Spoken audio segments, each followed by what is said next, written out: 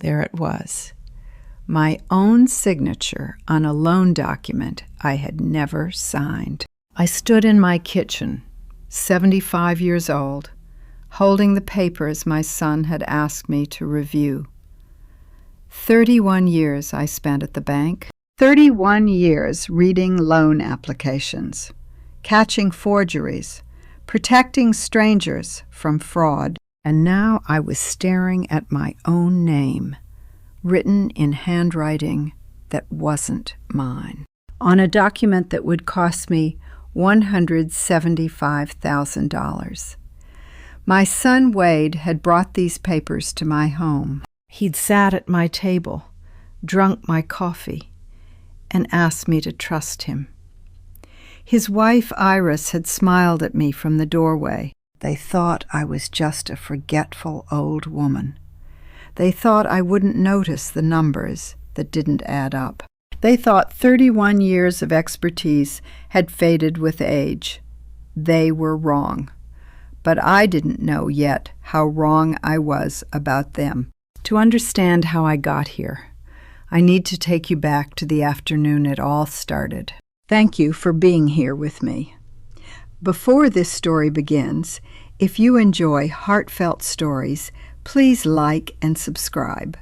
Tell me in the comments, have you ever trusted someone completely, only to discover they weren't who you thought?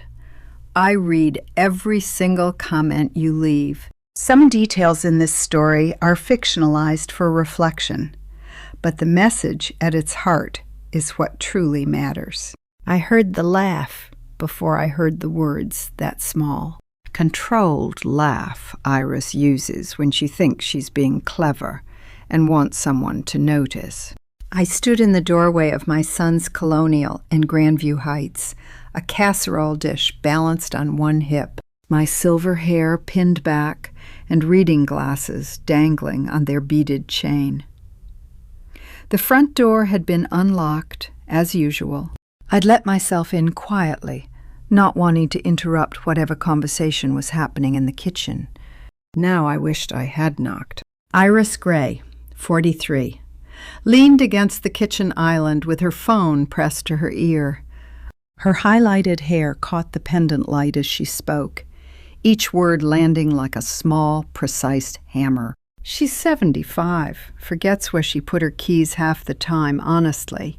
It's only a matter of time before we have to make decisions for her. My keys. I'd misplaced them once, 3 weeks ago. I'd found them in my coat pocket within 10 minutes. Do you know what it sounds like when your own child measures your worth in real estate? Wade's already looking into options, Iris continued, her voice dropping into that conspiratorial register she reserved for gossip and schemes. The house alone would cover years of care. My house, the Colonial in Upper Arlington, where I'd raised Wade, where Harvey and I had built 31 years of marriage before his heart gave out. 4 bedrooms, original hardwood, a garden I'd tended since before Iris learned to walk. Wade Gray, 47, sat in the leather recliner not 10 feet from his wife. My son, the boy I'd taught to ride a bicycle, the man I'd helped through business school, scrawled through his phone with the practiced obliviousness of someone who had perfected the art of not hearing. His financial consulting company occupied a glass-fronted office downtown, but right now he couldn't seem to find the spine to look up from his screen. He heard her. He always heard her. Movement near the staircase caught my attention. Savannah Gray, 15, hovered on the bottom step with a geometry textbook clutched to her chest. My granddaughter's brown eyes darted between her mother's phone call and me. Frozen in the doorway, her lips parted. "Grandma," she whispered. Iris spun around. The phone disappeared behind her back with the speed of a child caught stealing cookies. "Mom, we didn't hear you come in." Clearly, the silence that followed tasted like copper, like the moment before a car crash, when everything slows down and you can count your own heartbeats. I set the casserole dish on the entry table, carefully, deliberately, the way I'd done everything for the past 31 years at the bank, reviewing loan applications while watching for the small lies people told themselves. I should go, I said. Early morning tomorrow. But dinner! Wade finally looked up, his face arranged in an expression of wounded confusion, as if I were the one who'd done something wrong. Another time. I drove home in silence, my hands steady on the wheel, steady the way they'd been steady for 30 years of spotting fraud. Steady the way they'd been when I signed Harvey's death certificate. Steady the way they were not, underneath my skin, where something cold and sharp had begun to crystallize. That night, I didn't sleep. I sat in Harvey's old chair and stared at the wall where our wedding photo hung. Two young people who had no idea what was coming.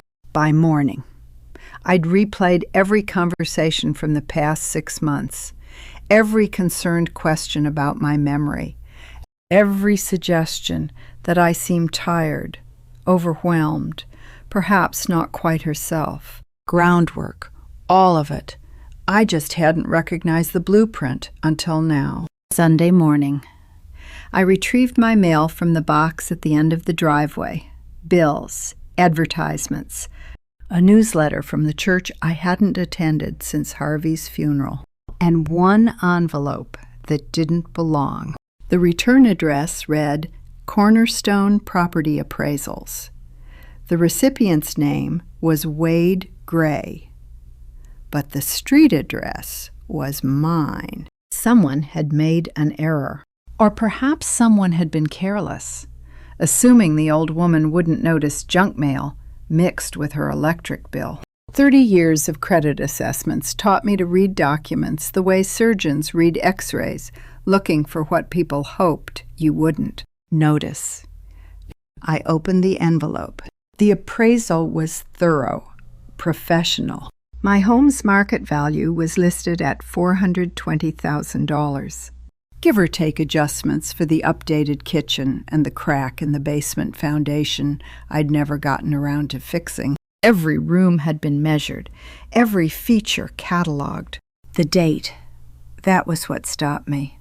February 14th. He'd ordered this appraisal on Valentine's Day, 8 months ago, while I was still leaving flowers on Harvey's grave every Sunday. My son had been calculating what my death or my incapacitation would be worth. 8 months. He'd been measuring my life in square footage for 8 months. I stood in my kitchen holding proof that my son had been planning to dispose of me for longer than I'd known I was in danger. And in my other hand, still in the same envelope, stuck to the appraisal like an afterthought, was a business card from Shady Oaks Memory Care. Someone had written on the back, in handwriting I didn't recognize, "Call when ready to proceed." I walked to my bedroom closet and pulled down the metal box where I kept every important document since 1978. Harvey used to tease me about it. Lorraine and her paper trail, he'd say. But Harvey had been a romantic. He'd never worked in banking. He'd never learned that the people who smile at you over dinner are sometimes the same people building a case against you in the background. I opened the box and began to read. I spent Sunday night and all of Monday morning going through that metal box, spreading documents across my kitchen table like evidence in a trial I hadn't known I was preparing for. Harvey's meticulous filing system had preserved everything: mortgage papers, tax returns, the loan documents from when we'd helped Wade start his consulting firm. The phone rang at 2:47 p.m. Wade's ringtone, the one I'd assigned him 15 years ago when he still called to ask how my day was. I let it ring twice before answering. "Hello, sweetheart." "Mom, hi." His voice carried that particular warmth he used when he wanted something. "I've been thinking about you. How are you feeling?" "Oh, fine. A little tired, maybe." That's what I was worried about. A pause, calculated as a chess move. "Mom, I've been worried. Have you been keeping up with the bills okay?" Sometimes it helps to have someone handle the details. There it was, the offer wrapped in concern, the trap disguised as help. 30 years in credit assessment teaches you one thing. The most dangerous lies are the ones wrapped in kindness. "Oh, you know me," I said, letting my voice drift slightly, adding a vagueness I didn't feel. "I do get confused sometimes. Let me think about it, dear." "There's no rush, Mom. Just know I'm here." Another pause. Family takes care of family. Family. The word tasted like ash. I could hear Iris in the background, her voice muffled but present, coaching him, probably, checking his work the way a director watches an actor deliver crucial lines. "That's so thoughtful. Wade, I'll call you soon," after I hung up.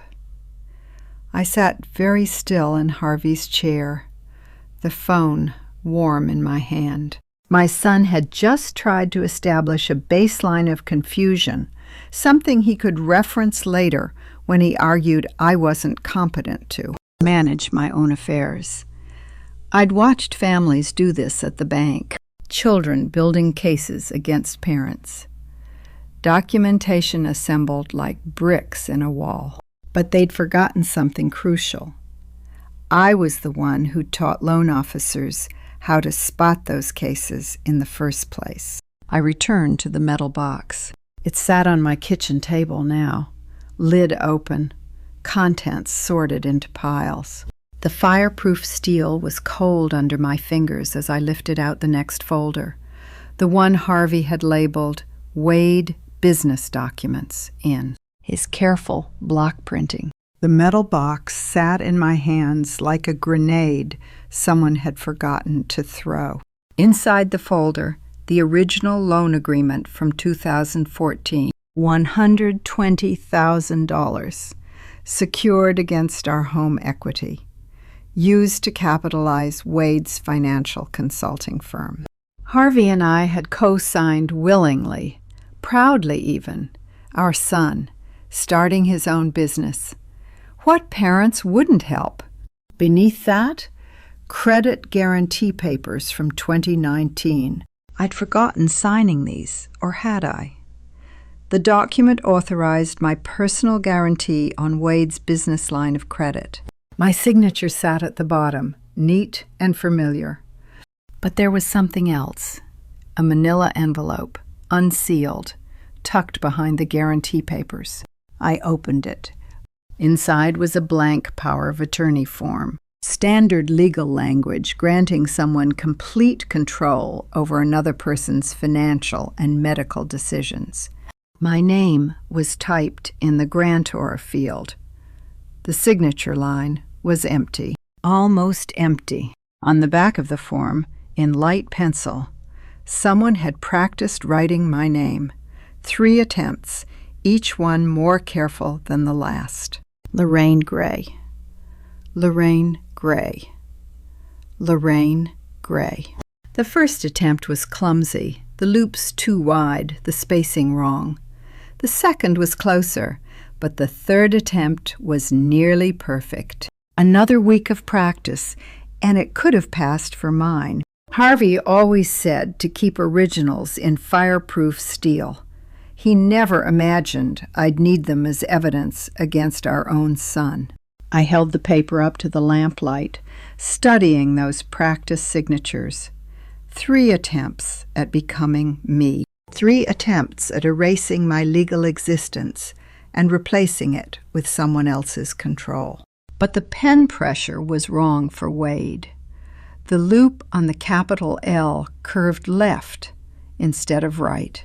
I knew my son's handwriting had watched him scrawl his name on birthday cards and report cards and the check he'd written for Harvey's funeral expenses. This wasn't his hand. Someone else had sat at a table somewhere, studying documents with my signature, practicing until they could steal my identity with a pen stroke. Someone who had access to my paperwork. Someone who lived in a house full of documents I'd signed over the years, credit applications, birthday cards, holiday checks. Someone who managed every piece of paper that entered and left that colonial in Grandview Heights. I set the power of attorney form down on the kitchen table, next to the appraisal and the Shady Oaks card. 3 pieces of evidence. 3 threads in a web I was only beginning to trace. Wade might be weak. Wade might be complicit. But Wade wasn't the architect of this particular betrayal. I thought about Iris leaning against her kitchen island, laughing into her phone about nursing homes and real estate values. I thought about her highlighted hair catching the light, her controlled smile, her careful way of never quite saying what she meant. My daughter-in-law had been practicing my signature, and tomorrow I was going to pay her a visit.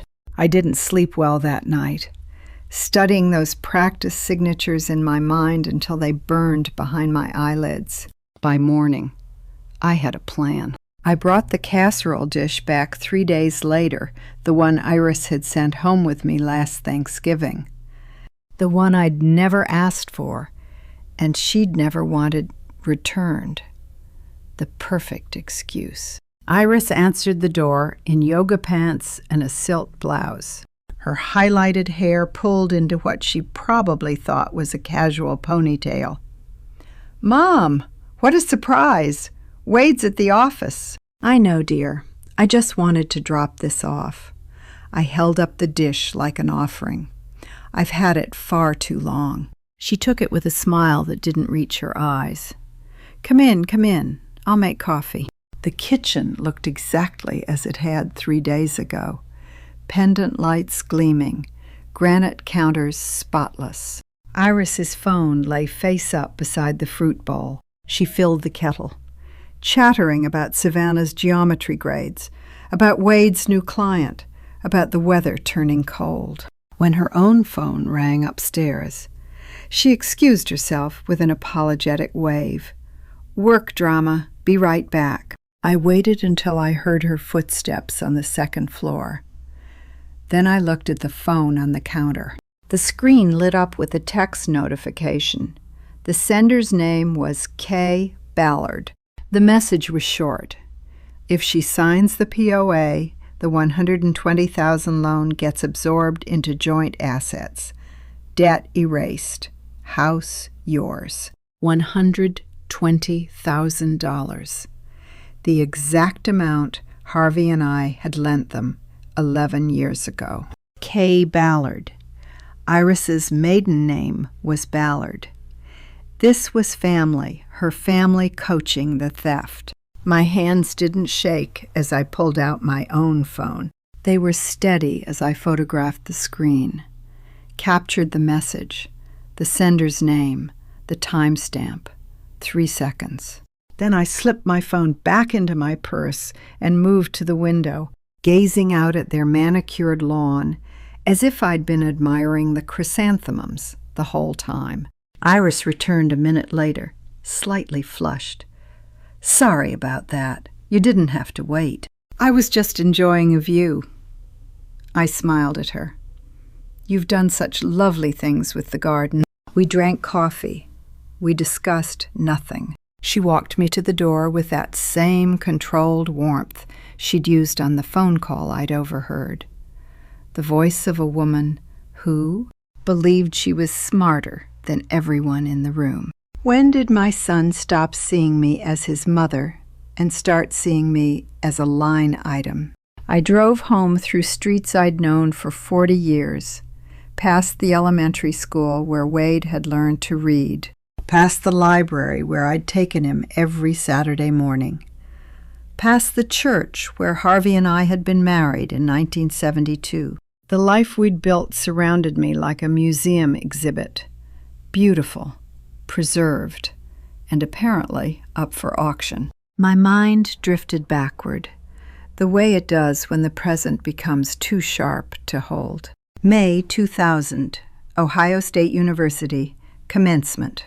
Harvey Gray appeared in my memory the way he always did, seated beside me in those wooden auditorium chairs, his calloused hand squeezing mine as our son walked across that stage. Harvey had worked construction for 31 years, building houses for other people's families.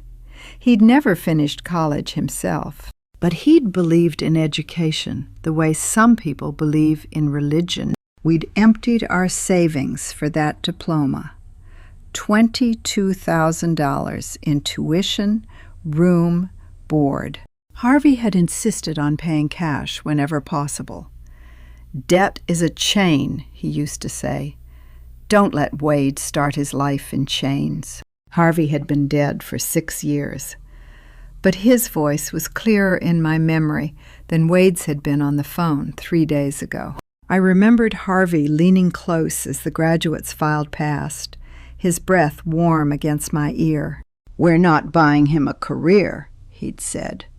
"We're buying him a chance to earn one." And then, softer, "Don't let him forget who taught him to count first. Lorraine." He forgot. They both forgot. The boy who'd learned arithmetic at my kitchen table now ran a financial consulting firm. The boy who'd cried when his goldfish died now calculated how to erase debt by erasing my independence. Harvey had given him the chance to earn a life, and Wade had used it to learn how to take mine. I pulled into my driveway and sat for a moment, engine idling. The Colonial, where I'd raised my son, rose before me, white siding, black shutters.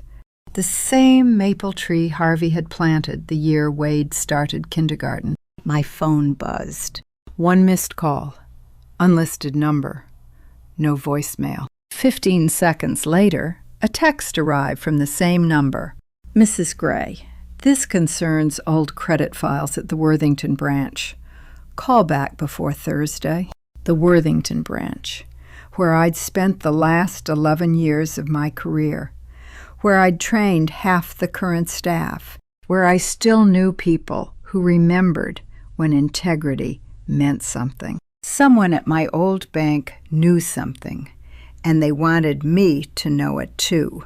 I saved the number, locked my phone, and walked inside. The metal box sat exactly where I'd left it on the kitchen table. Evidence of betrayal, proof of conspiracy, and now, potentially, an ally. Harvey's voice echoed in my memory as I picked up the power of attorney with Iris's practice signatures. Don't let him forget. I hadn't forgotten either, and I was just getting started. I didn't sleep well, turning the mysterious text over in my mind. By morning, I'd decided that waiting accomplished nothing. I dialed the number back at exactly 9:01 a.m., early enough to catch someone before meetings, late enough to seem unhurried. 2 rings. 3. Then a click and silence. "Hello?" A man's voice, cautious, middle-aged, maybe older. "This is Lorraine Gray. You texted me yesterday about credit files." A long pause. The sound of footsteps. A door closing. When he spoke again, his voice was lower. "Mrs. Gray, thank you for calling back. I wasn't sure you would. Who is this?" "I worked under you at First Midwest from '89 to 2004. Credit assessment, same as you. I wouldn't call if this wasn't serious." 15 years. The voice was familiar now, though I couldn't place the face. First Midwest had employed dozens of assessors in those years, most of them young men who'd moved on to bigger banks or private practice. "What did you find?" Another pause, papers rustling. "There are guarantee filings with your name on them that don't match your signature patterns. Recent ones. Not the 2014 loan. New filings. Someone was still using my name." "How recent?" "Within the last 18 months. I can't say more on the phone." His voice dropped further. "Schmidt's Sausage House, Thursday, 11 a.m. Come alone. I have to go." The line disconnected. I sat very still in my kitchen, the phone warm against my ear, even though the call had ended. Guarantee filings, my signature. Someone was still forging documents in my name, not just the practice attempts I'd found in the metal box, but actual filings submitted to banks. Legal documents that could obligate me for debts I'd never agreed to carry. The photograph I'd taken of Iris's phone suddenly felt inadequate. This wasn't just about the loan anymore. This was about someone building a paper trail in my name, creating obligations I knew nothing about, using my 30-year reputation to secure credit I'd never authorized. Memory works like compound interest. Small deposits made decades ago suddenly mattering more than you ever imagined. I closed my eyes, and the kitchen shifted around me. Same table, different light. October 2014. Harvey sat across from me, his reading glasses perched on his nose, drafting the loan agreement in his careful block printing. Wade and Iris sat side by side, watching him work. Wade looked grateful.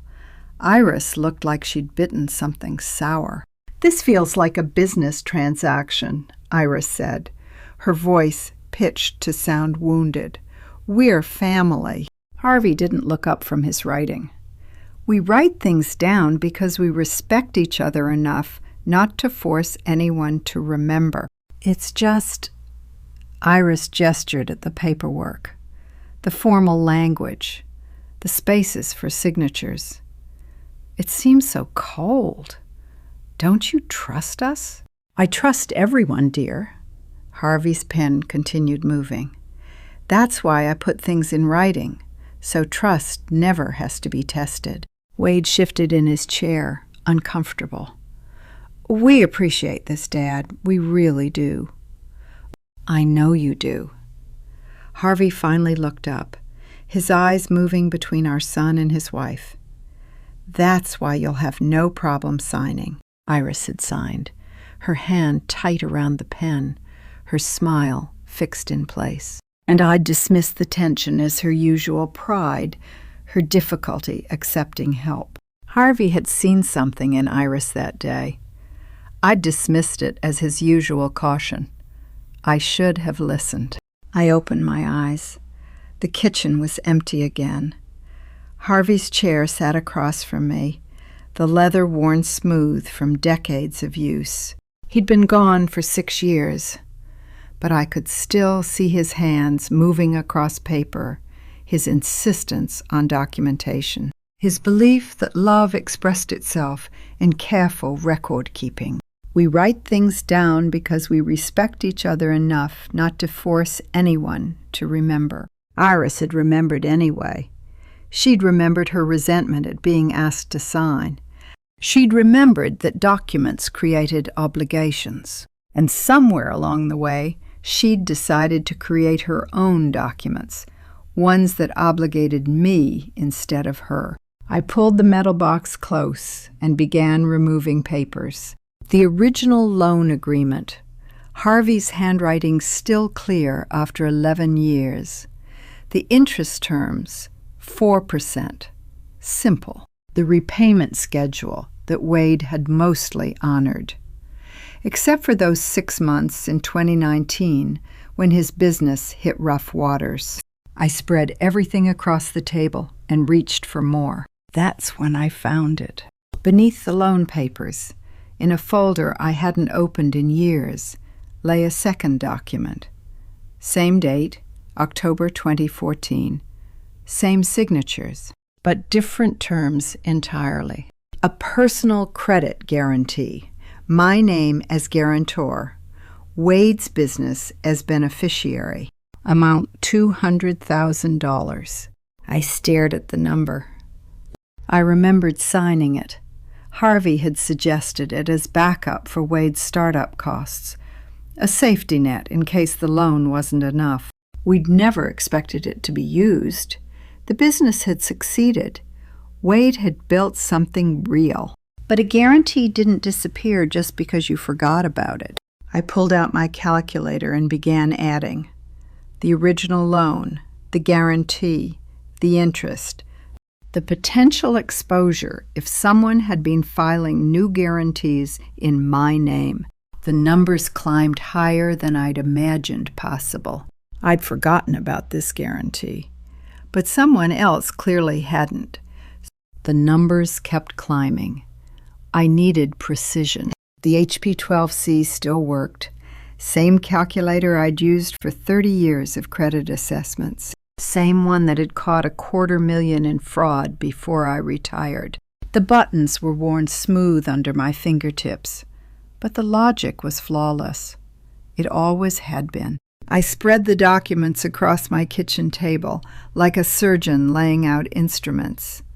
The original loan agreement, the business guarantee I'd forgotten, the photograph of Iris's text message, the power of attorney with its practiced signatures. Then I began to calculate. The loan first. Principal amount. Signed over 11 years ago. 4% interest. Compounded annually. I punched the numbers into the HP-12C, watching the display shift through calculations I could have done in my sleep.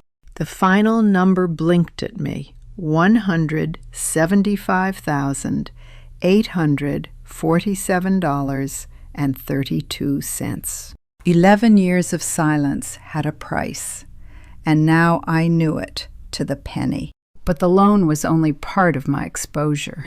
I pulled the business guarantee closer, reading the terms I'd agreed to when Wade's consulting firm was nothing but a business plan and a dream. $200,000. My name as personal guarantor. My assets, my house, my savings, my security, pledged against his success. If Wade's business failed, creditors could come for everything I owned. How many mothers have sat at kitchen tables doing math they never wanted to do, calculating the cost of loving someone who stopped loving them back? I added the numbers together, the loan balance, the guarantee exposure. The total came to $375,847.32, nearly $400,000. Against my hidden savings of $900,000, money I'd accumulated through 47 years of careful living, the safety net Harvey and I had built for a retirement that was supposed to be peaceful. If Wade defaulted, if the forged guarantees were called, I could lose nearly half of everything I had. And judging from the text I'd photographed on Iris's phone, that was exactly what someone was planning. I sat back in Harvey's chair and let the numbers settle into my bones. They thought I was a forgetful old woman. They thought I'd lost track of documents, deadlines, obligations. They thought the grandmother who misplaced her keys occasionally was the same person as the credit assessor who'd spent 3 decades, catching fraudsters smarter than Iris would ever be. Numbers don't lie. That was what Harvey always said.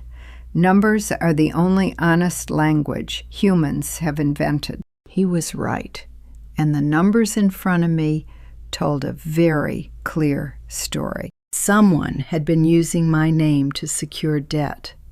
Someone had been practicing my signature. Someone had photographed my home for its market value 8 months ago, and someone probably came. Ballard, whoever that was, had been advising my daughter-in-law on how to absorb my assets through a fraudulent power of attorney. The scheme was elegant in a sickening way.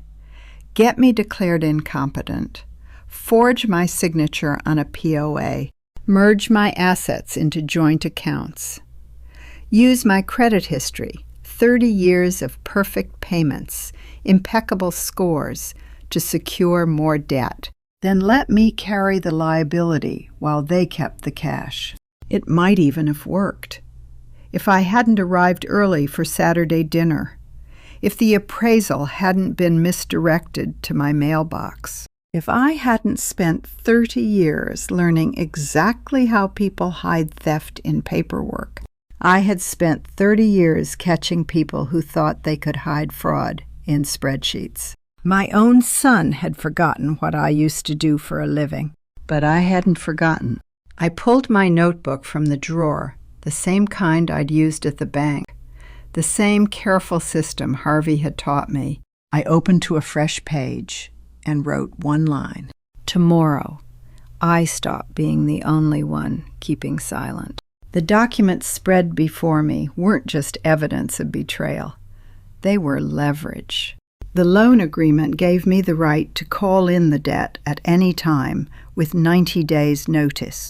The business guarantee could be withdrawn if I could prove material misrepresentation, which forged signatures certainly qualified as, and the power of attorney that someone had been practicing to sign.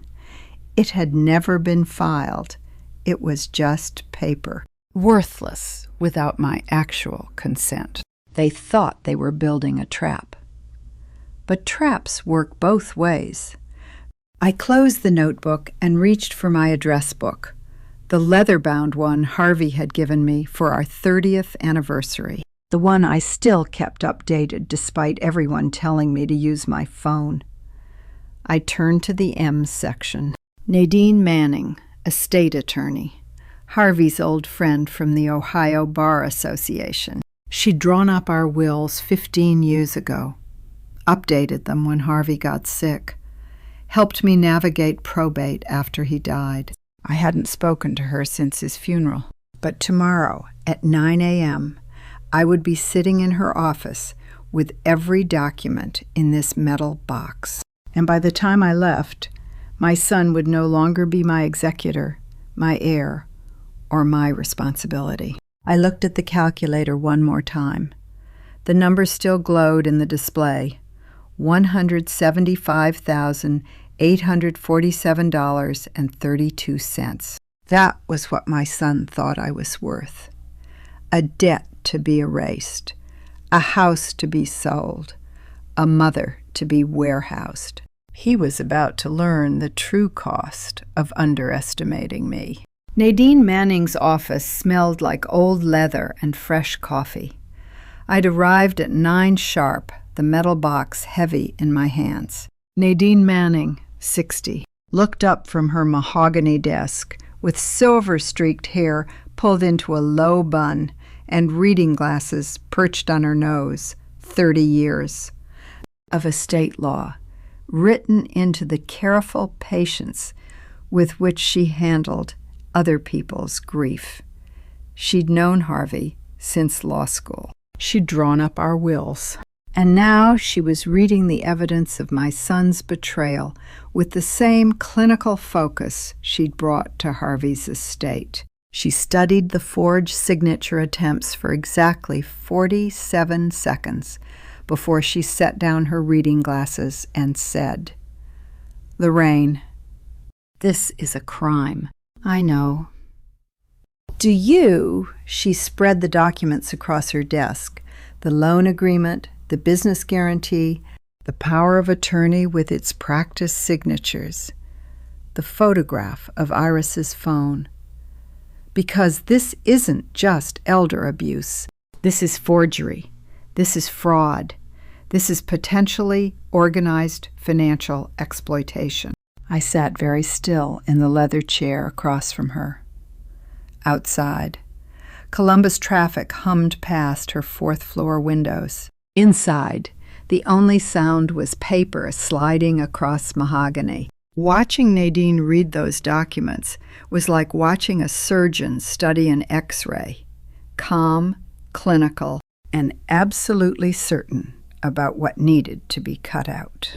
"The loan is ironclad," she said finally, tapping Harvey's careful handwriting. "Your 4% compound interest, callable on demand after the eldest child enters school. Savannah started high school last year." She looked up at me. "You've been entitled to call this in for years. Lorraine, did you know that?" I hadn't. Or maybe I'd forgotten. Or maybe I'd never wanted to imagine a world where I'd need to. "The total with interest," Nadine continued, reaching for her calculator, "comes to $175,847.32. They owe you that. Today. Legally."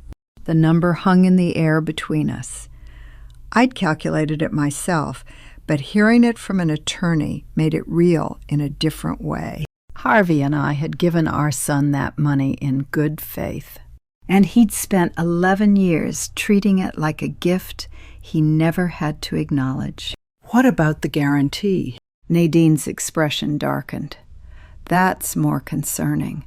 $200,000 in personal liability, secured against your assets. If Wade's business defaults, I lose my house." "Potentially, yes." She shuffled through more papers. "But there's a 21-day withdrawal provision, standard language Harvey insisted on when he drafted this. You can withdraw your guarantee with written notice. Wade's bank will have 48 hours to notify him that he needs a new guarantor. And if he can't find one, then his credit line gets called, and his business faces a serious liquidity crisis." Nadine set down the papers and folded her hands. "Which brings us to the real question. What kind of mother chooses between her granddaughter's stability and her own justice?" "The forgery," I said. Nadine nodded. "We can file a police report today. Forgery is a felony in Ohio, depending on the amounts involved. Iris could face up to 5 years. 5 years. The words settled into my chest like stones. Iris deserved consequences. She'd practiced my signature like a child practicing penmanship, preparing to steal my legal identity. She'd whispered into phones about nursing homes and real estate values. She'd coached my son into complicity. Or maybe he'd been complicit all along. But Savannah was 15. Savannah had geometry tests and college dreams, and no idea that her mother was preparing to commit federal crimes. Filing a police report meant squad cars, courtrooms, headlines in the local paper. I had spent 30 years learning that the most powerful card is often the one you never play. Just the one everyone knows you do. Holding. "Not yet," I said. Nadine raised an eyebrow. "You're sure?" "My granddaughter is 15. I won't put her mother in prison unless I have no other choice." I met Nadine's eyes. "But I want them to know I could." "Then we keep it as leverage." Nadine's voice was careful, measured. "I'll prepare documentation showing exactly what evidence we have and exactly what charges could be filed. We don't send it anywhere. We just make sure they know it exists." She paused. "But Lorraine, don't wait too long. Evidence has a way of disappearing when people get desperate." "I understand." She studied me for a long moment. Then she reached into her desk drawer and withdrew a single form. "Credit guarantee withdrawal notice," she said, sliding it across the desk. "Sign this today and the $200,000 liability begins unwinding in 21 days. Wade's bank will contact him within 48 hours, asking for a new guarantor. I looked at the form. Clean type, legal language, a signature line at the bottom. He won't have one, Nadine continued. His father is dead. His mother is withdrawing. His wife's family doesn't have that kind of money. When the bank calls, Wade will have 21 days to find $200,000 in collateral or watch his credit line collapse. And his business will face choices he's never had to make. Nadine pushed a pen toward me. This is the first domino, Lorraine. Once you sign this, everything starts falling apart for them. I picked up the pen. My hand didn't shake. The pen felt heavier than it should have. Just a signature. Just my name. Just the beginning of the end of everything my son had built on my back. I signed. Nadine took the documents without ceremony, turned to her computer, and began typing. The bank's secure portal loaded. Credentials entered. Files uploaded. I watched my signature disappear into the digital ether, becoming official. Filed, Nadine said. The clock starts now. In 48 hours, Wade gets a very uncomfortable phone call. I exhaled slowly. And the loan demand letter? I'll send it certified mail Friday. They'll have it by Monday. She turned back to face me, her expression careful. Lorraine, once this is in motion, there's no taking it back. You're certain? I've been certain for 11 years. I just didn't have the paperwork. 21 days. 3 weeks. The same amount of time it takes to form a habit or to break a family. Nadine walked me to the elevator, her hand warm on my elbow. Call me when he contacts you, she said. And Lorraine, don't engage. Let me handle the negotiations. That's what you're paying me for. I drove home through Columbus streets I'd known for 50 years. Watching familiar landmarks slide past like memories I was already beginning to release. The guarantee withdrawal was filed. The demand letter would arrive Monday. And somewhere in a bank office, my son was about to learn that his mother had finally stopped being invisible. But first, I had a meeting to keep. Thursday at 11 a.m. I parked outside Schmidt's Sausage House in German Village.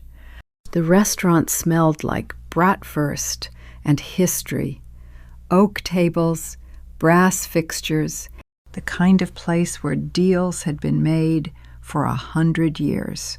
Vincent Whitfield, 62, sat in the corner booth with his bank ID still clipped to his jacket, gray mustache neatly trimmed. The same meticulous attention to detail I remembered from when he'd been my most promising trainee 3 decades ago. He'd risen through the ranks while I'd retired, eventually becoming branch manager at Worthington, the same branch where I'd spent my last 11 years. Mrs. Gray, he stood as I approached, extending his hand. Thank you for coming. You made it sound urgent. It is. He waited until I sat, then slid a manila folder across the table. I worked under you for 15 years. You taught me how to spot fraud. Now I'm seeing your name on documents that don't match your signature patterns. I opened the folder. Inside were copies of bank documents bearing my signature, documents I had never seen, never signed, never authorized. Guarantee extensions, credit line increases, authorization forms for accounts I didn't recognize. Where did these come from? Wade's company filings. Vincent's voice dropped. The bank's internal audit flagged his guarantee records 3 weeks ago. Someone's been adding your name to documents you never signed. I stared at the pages. My signature, or something very close to it, appeared on form after form. The loops on the L, the way the pen pressure lightened on the final letter. Someone had studied my handwriting with terrifying precision. "The practice signatures I found," I murmured, "in my metal box." "Practice for what you're looking at now." Vincent tapped the folder. "These were filed with the bank over the past 18 months. They extend Wade's credit lines, authorize additional guarantees, and create liability in your name for amounts you never agreed to. 30 years in banking teaches you one truth: paper trails don't lie. But they can be made to lie for you. How much?" Vincent hesitated. "Total exposure across all these filings, roughly $340,000 beyond the original agreements." My stomach dropped. That wasn't just fraud.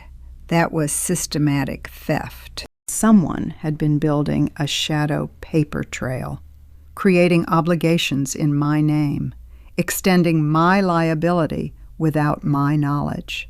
"Why are you telling me this?" "Because this goes public in 4 to 6 weeks. Vincent leaned forward. "When the audit completes, there will be questions, investigations, possibly charges." He paused. "I wanted you to know before it hits, and before anyone tries to make you the scapegoat." "The scapegoat. You're the guarantor of record, Mrs. Gray. If you can't prove those signatures were forged, the bank might argue you authorized everything." His eyes held mine. "I know you didn't. I know your signature as well as I know my own. But proving that in court is different from knowing it in your gut." I closed the folder. My hands steadied despite the earthquake inside me. "You said the audit flagged irregularities. What specifically?" "That's the other thing I needed to tell you." Vincent leaned closer, voice dropping to barely above a whisper. "There's a second guarantor name on Wade's newer filings. Someone who co-signed alongside your forged signature. A second name." I waited. "Kay Ballard." Vincent watched my face. "I believe that's your daughter-in-law's maiden name. She's been signing for both of you." The restaurant noise faded to a distant hum. Kay Ballard. Karen Ballard. The text message I'd photographed. The practice signatures in my closet.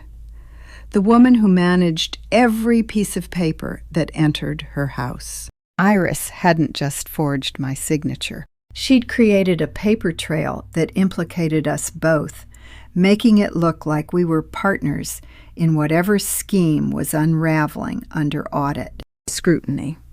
"She's trying to make it look like I was in on it," I said slowly. Vincent nodded. "If this goes sideways, you're her alibi, and if it doesn't, you're her cash machine."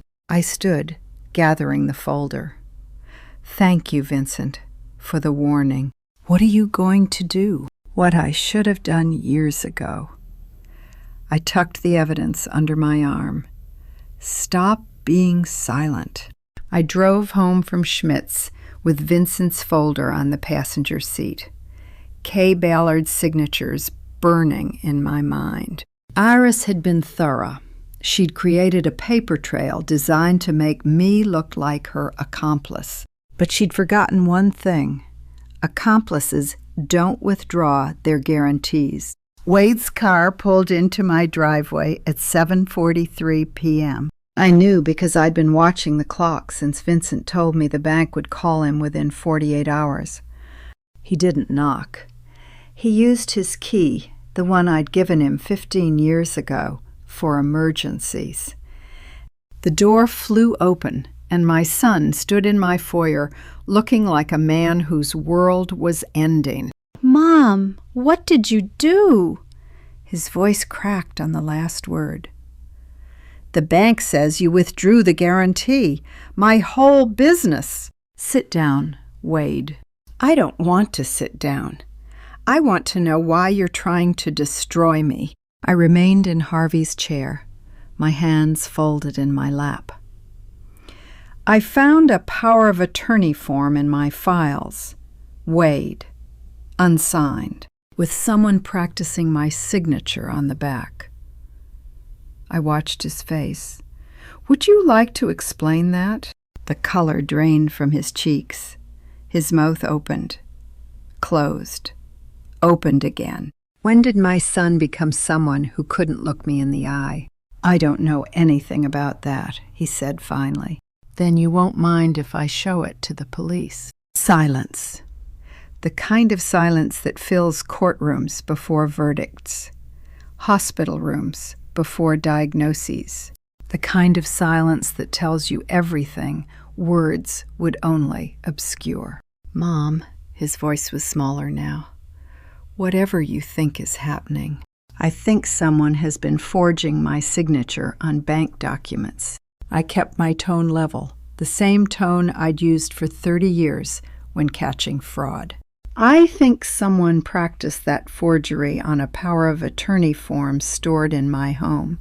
And I think that someone has been filing guarantees in my name without my knowledge or consent." That's insane." "Is it?" I reached for the folder Vincent had given me, spreading copies across the coffee table. "Because these are bank documents bearing my signature.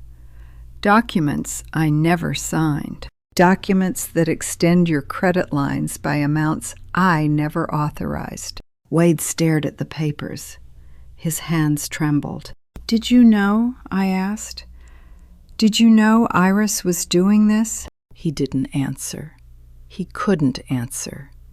And that was answer enough. He left the way guilty men leave courtrooms, quickly, quietly, and without saying goodbye. I sat alone in the gathering dark, listening to his engine fade down the street. My son, my only child, the baby I'd rocked to sleep, the boy I'd taught to ride a bicycle, the young man whose college diploma I'd wept over with pride. Gone. And in his place, a stranger who couldn't explain why someone had been practicing my signature. My mind drifted backward, the way it does when the present becomes too painful. 7 years ago, Savannah's 8th birthday party. The Colonial in Grandview Heights had been decorated with pink streamers and princess balloons. Savannah had run through the rooms in a tulle dress, shrieking with joy. Wade had manned the grill. Iris had orchestrated everything with the precision of a general commanding troops. I'd brought a savings bond, $500, set to mature when Savannah turned 18. A gift that would grow, that would wait for her, that would be there when she needed it most.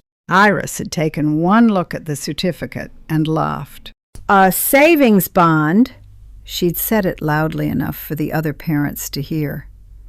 "How transactional. I thought grandmothers gave dolls and dresses." Savannah had looked up at me with confused eyes. "What does transactional mean, Grandma?" I'd knelt beside her, tucking a strand of hair behind her ear. "It means your grandmother loves you in ways some people don't understand." Transactional. She had spat the word like it was poison. But transactions leave records, and records don't lie. I pulled the savings bond certificate from my file, the original, still bearing my signature and Savannah's tiny fingerprints from when she'd insisted on helping me fill it out. On the back, in my careful handwriting, "For Savannah Gray on her 8th birthday, because your grandmother believes in your future." Iris had mocked this gift. She'd used it to humiliate me in front of neighbors and friends. She'd taught her daughter that love expressed through planning was somehow less valid than love expressed through toys. But 7 years later, that $500 bond had grown, and it would keep growing. And when Savannah turned 18, it would be waiting for her alongside every other careful gift I'd given over the years.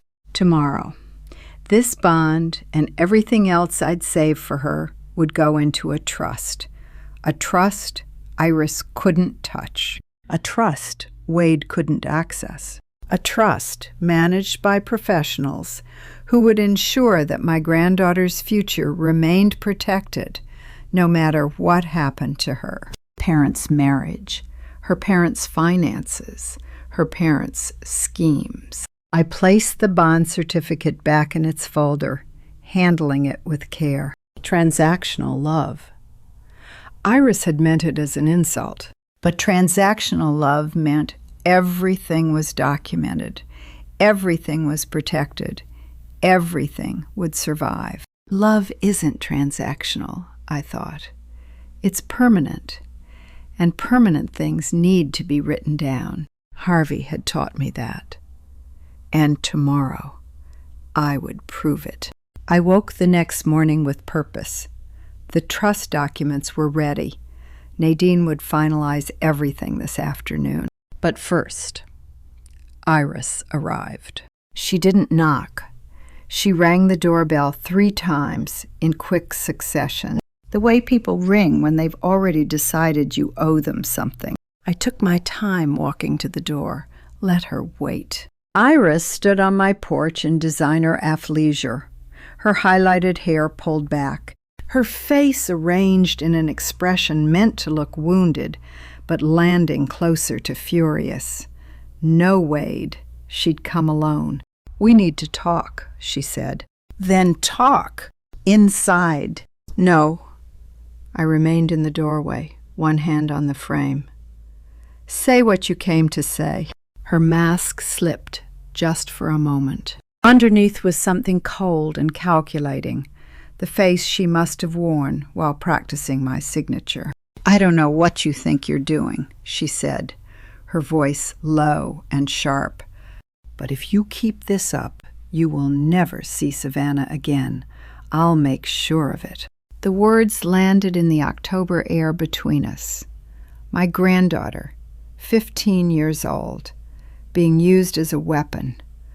The moment someone threatens to take your grandchild away, you stop wondering if you're doing the right thing. You know. "You just used my granddaughter as a bargaining chip," I said quietly. "You showed me exactly why I have to do this. You don't understand what you're destroying." "I understand perfectly." I stepped back, ready to close the door. I spent 30 years auditing people who said the same thing right before the evidence buried them. "Evidence?"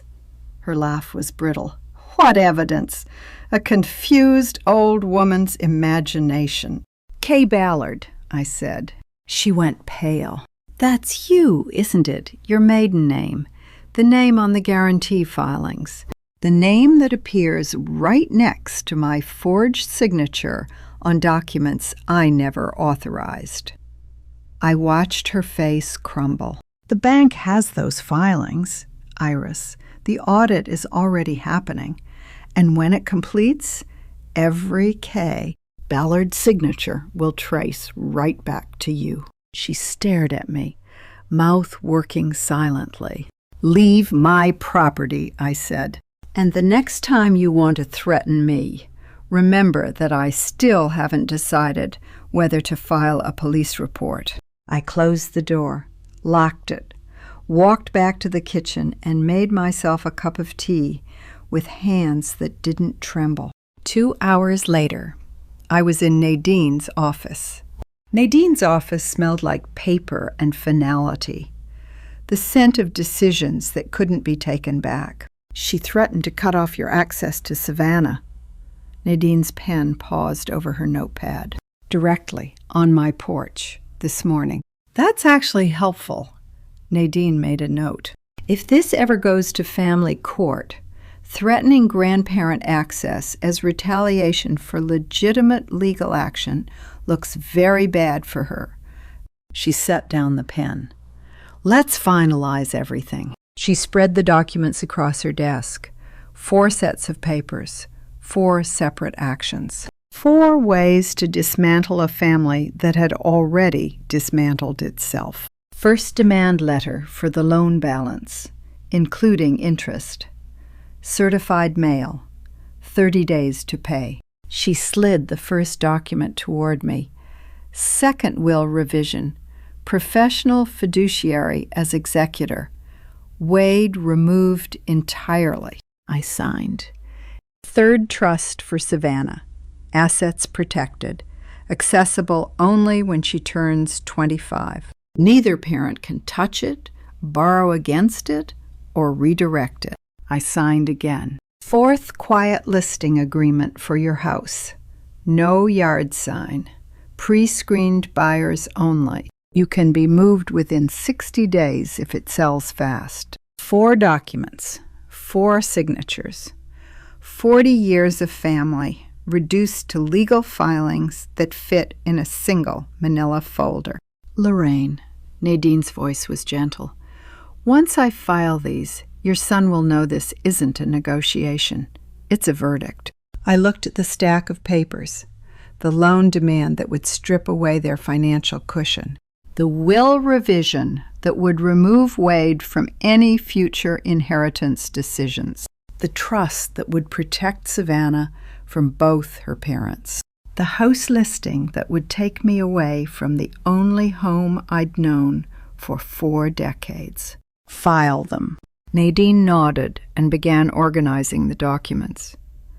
I sat back in my chair, feeling the weight of what I'd just done. Not guilt, something closer to exhaustion. The kind of tiredness that comes after you finally stop carrying something heavy. A knock at the door. Nadine's assistant entered, a cordless phone in her hand. Mrs. Manning, there's a call for Mrs. Gray. The young woman looked uncertain. A realtor. She says someone wants to make an offer on the house. I looked at Nadine. I haven't listed it yet. Nadine's face went still.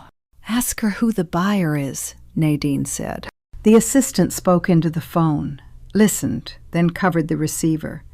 She says the buyer wishes to remain anonymous, but they're offering 10% above market value, cash, no inspection needed. 10% above market, cash, no inspection. The kind of offer investors make when they want to close fast and ask no questions. Or the kind of offer family makes when they want to control the outcome. Tell her no thank you, I said. The assistant relayed the message and left. Nadine and I sat in silence. Someone's watching your property, Nadine said finally. Someone who knew this was coming before you did. The house I'd lived in for 40 years was already being circled. And I hadn't even put up a sign. I didn't sleep that night. The anonymous offer circled my mind like a vulture, someone watching, waiting, knowing things they shouldn't know. By morning, I'd made a decision. No one from my family would have a key to my house again. The locksmith arrived at 6:47 a.m. I'd specifically requested the earliest appointment, before anyone driving past would notice a work van in my driveway. Derek Holloway stepped out of a white van with Holloway Security stenciled on the side. A broad-shouldered man in his 50s who moved with the quiet efficiency of someone who'd spent decades installing locks for people who needed them urgently. He carried a toolbox in one hand and a clipboard in the other. Mrs. Gray, he shook my hand firmly. You said on the phone you wanted the full house done, front, back, garage, side door, and the mailbox. His eyebrows rose slightly, but he nodded. The mailbox, too. No problem. I led him through the house, pointing out each entry point. He took notes, measured, nodded, professional, unassuming. Exactly what I needed. High-security deadbolts throughout, he asked. The best you have. He began with the front door. I stood in the hallway watching him work, listening to the sounds of old locks being removed. Locks Wade used for 15 years. Locks Iris had passed through countless times with that controlled smile on her face. Every tumbler clicking into place sounded like a door closing on 47 years of motherhood. Derek worked methodically, moving from room to room. Front door, back door, the entry from the garage, the rarely used side door that led to the garden. Each old lock came out, each new lock went in, each mechanism tested and retested. These are commercial grade, he said at one point, holding up a gleaming brass deadbolt. Same ones they use in banks. Nobody's getting through these without a key or a battering ram. Banks. I almost smiled. 30 years in banking, and now I was installing bank-grade security to protect myself from my own family. How many key copies do you need? Derek asked. 4. He made a note. Names. I thought about it. 1 for me, 1 for the fireproof box, because Harvey had always insisted on redundancy. 1 for my neighbor, Corinne Prescott, who watered my plants when I traveled and had never once asked inappropriate questions. 1 for Nadine, because my attorney needed access if something happened to me. When did my house stop being a home and start being evidence? Just mark them 1 through 4, I said. No names on the keys. Derek nodded.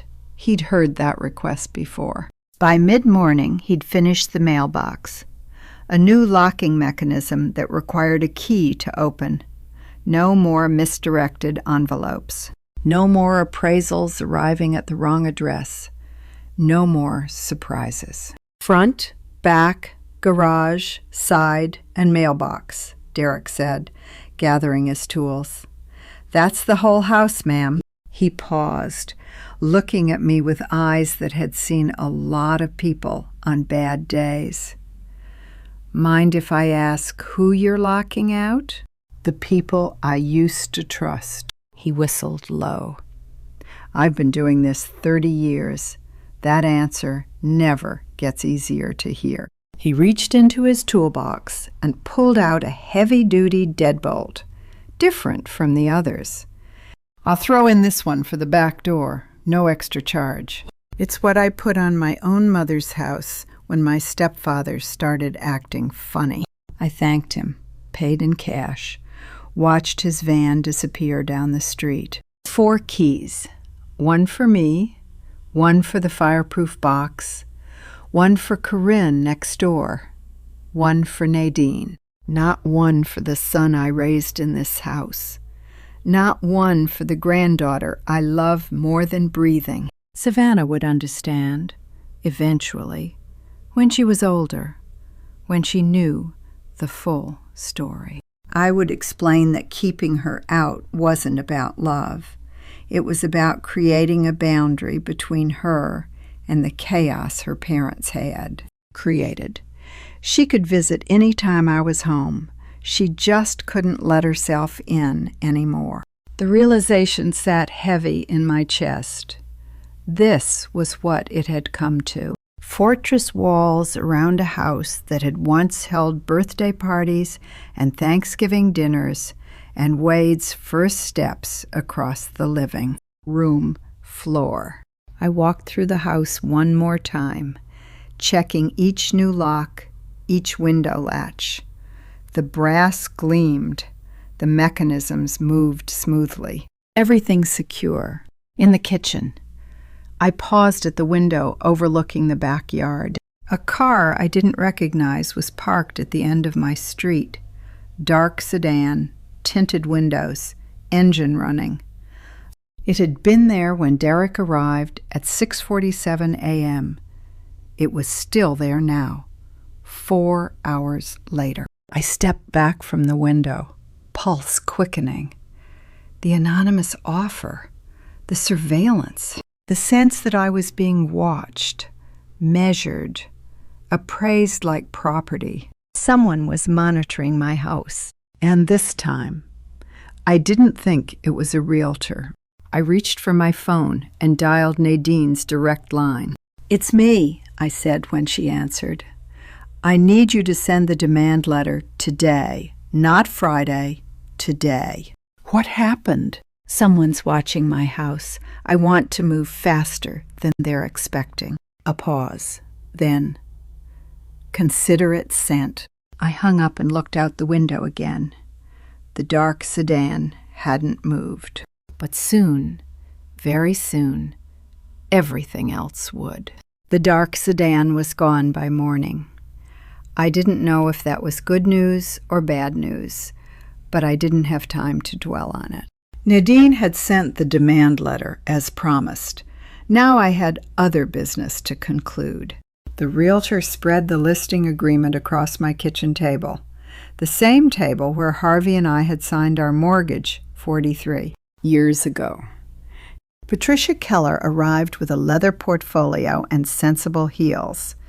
A realtor in her early 50s who'd sold 3 houses on this block and knew how to keep a listing quiet when her clients needed discretion. She'd come recommended by Corinne next door, which meant she could be trusted.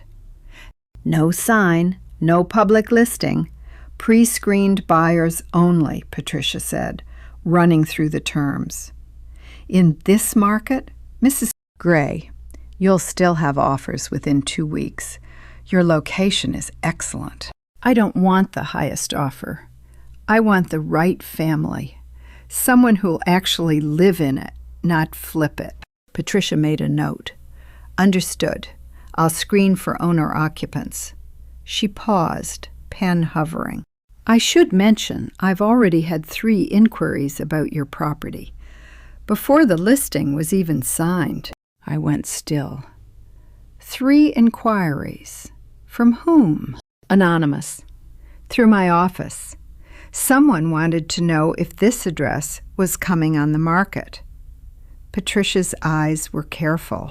That's unusual, Mrs. Gray. Typically, buyers wait for listings. They don't predict them. 3 inquiries before the listing was filed.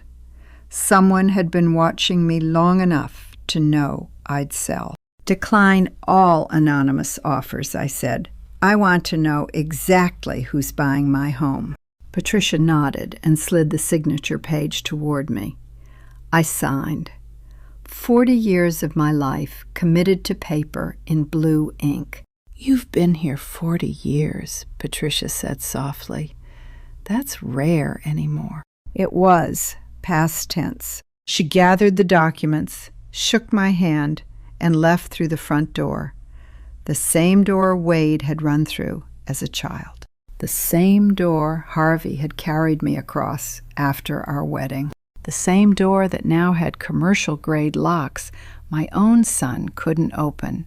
The next morning, I drove to the post office myself. The Upper Arlington branch was quiet at 9 a.m. I stood in line behind a woman mailing birthday presents and a businessman with a stack of packages. Normal people doing normal things, none of them about to detonate their family with a single envelope. The envelope weighed almost nothing, maybe an ounce of paper that would land like a grenade in my son's mailbox. When my turn came, I slid the envelope across the counter. Certified mail, return receipt requested, I said. The clerk, a gray-haired woman with reading glasses, examined the address. They'll have to sign for it. That's the point. She processed the paperwork, printed the tracking label, attached the green return card. I watched her hands move with the efficiency of someone who'd done this 10,000 times. She didn't know she was handling the end of my relationship with my son. To her, It was just another letter. Estimated delivery is Monday, she said. You'll get the signed receipt back within a week. I thanked her and walked out to my car. 30 days, 720 hours, in 1 month. Wade would either pay what he owed or face consequences he couldn't charm his way out of. The demand letter laid out everything: the original loan, the accumulated interest, the legal deadline. Nadine had drafted it in language that left no room for negotiation. You don't send certified mail to people you love. You send it to people who need proof that they can't pretend they didn't receive it. I sat in my car for a long moment, watching the post office doors. An ordinary Tuesday morning, people coming and going with packages and bills and birthday cards. And me, sitting in my Camry, having just mailed proof that trust can be broken permanently. Harvey would have understood. He'd built his whole philosophy around documentation. We write things down because we respect each other enough not to force anyone to remember. This was just the logical extension of that principle. I was writing down the terms of my departure from my son's life. I started the engine and drove home. The dark sedan was gone from the end of my street, but in its place, parked directly in front of my house, was Wade's silver BMW. He was sitting in the driver's seat, staring at my front door. I pulled into my driveway slowly, watching him in my rearview mirror. He didn't get out. He just sat there, hands on the steering wheel, face unreadable through the tinted windshield. The bank must have called him this morning. They would have informed him that his guarantor had withdrawn, that he had 21 days to find a new one or face a credit line review. He knew about the guarantee withdrawal now, and in 24 hours, when that certified letter arrived, he'd know about the demand too. I turned off my engine, but didn't move. Neither did he. We sat there, mother and son, separated by 40 feet of driveway and 47 years of history. The countdown had begun, and Wade was already at my door. Wade sat in his car for 47 minutes before finally driving away. I watched from the kitchen window, never going outside, never opening the door, when his taillights disappeared around the corner. I made myself dinner and went to bed early. The letter would arrive Monday. He'd have questions. I didn't plan to answer them. The first voicemail came at 7:23 a.m. on Sunday. Wade's voice tight with confusion, asking what the hell was going on. Mom, what is this? $175,000. This has to be a mistake. Call me back. Please, just call me back. It wasn't a mistake. But he'd spent so long treating my money as his safety net that he couldn't imagine I'd ever pull it away. I didn't return the call. The second voicemail came at 10:14 a.m., third at 11:52, fourth just after lunch. Each one slightly more frantic than the last, Wade's voice climbing toward panic as he realized I wasn't going to pick up. I sat in Harvey's chair with my notebook open, documenting each call, time, duration, content summary. The same meticulous record-keeping I'd done for 30 years at the bank. 17 voicemails in 3 days. I listened to them the way a coroner listens to testimony looking for cause of death, not reasons to resuscitate. Voicemail 5, Monday morning. Mom, I got the letter. This is serious. You're going to bankrupt us. Is that what you want? To destroy your own son? Voicemail 8, Monday evening. Mom, I'm begging you. We can't pay this. The business is leveraged. If you do this, you'll destroy everything I've built." Everything he'd built on my credit, built on my guarantee, built on 11 years of assuming his mother would never hold him accountable. I wrote it all down. Voicemail 11, Tuesday afternoon. "Please, just talk to me. Tell me what I did wrong. Tell me how to fix this." His voice cracked. I don't understand what's happening, what he'd done wrong, where to begin. The nursing home conversations he'd pretended not to hear, the appraisal he'd ordered without telling me, the power of attorney someone had been practicing to forge. When did my son start believing that love meant never having consequences? I kept listening. Voicemail 14, Wednesday morning. Iris this time, her voice honey-sweet with forced concern. "Mom, we're worried about you. You've been making some unusual decisions lately. Can we come over and talk, just to make sure you're okay?" Unusual decisions, like protecting my assets, like withdrawing guarantees I'd never should have signed, like demanding repayment of a legitimate loan. Voicemail 15, Wednesday afternoon. Wade again. Anger finally breaking through the panic. "Fine, don't answer. But you should know this isn't just going to go away. We have rights too, and we're not going to let you do this without a fight." Rights. They were already consulting lawyers, already building their case. Voicemail 16. Wednesday evening, Iris, her mask slipping. "This isn't the Lorraine we know. Something's wrong with her. Maybe she's not thinking clearly anymore." Voicemail 17. Thursday morning, Wade's voice, tired and bitter. In the background, I could hear Iris coaching him, not realizing the phone had already connected. "This isn't her," Iris was saying. "Someone's been putting ideas in her head. She's not thinking clearly. We need to get a doctor involved." A doctor. They wanted to declare me incompetent. The same playbook from the beginning, only now they were saying it out loud. I played voicemail 17 3 times, transcribing every word into my notebook. Iris's voice in the background, clear as a bell. "We need to get a doctor involved." There it was, the strategy they'd been building toward all along. First the nursing home whispers, then the appraisal, then the forged power of attorney. And now, when I finally pushed back, the backup plan claim, she's lost her mind. I photographed the notebook page, my transcription, time-stamped and dated in my careful handwriting. Then I opened my phone and texted Nadine. "They're going to claim I'm mentally unfit. We need to move faster." Her response came in 60 seconds. "Come to my office tomorrow.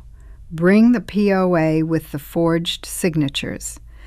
We're filing a preemptive competency declaration with you as the one requesting it." I read the text twice.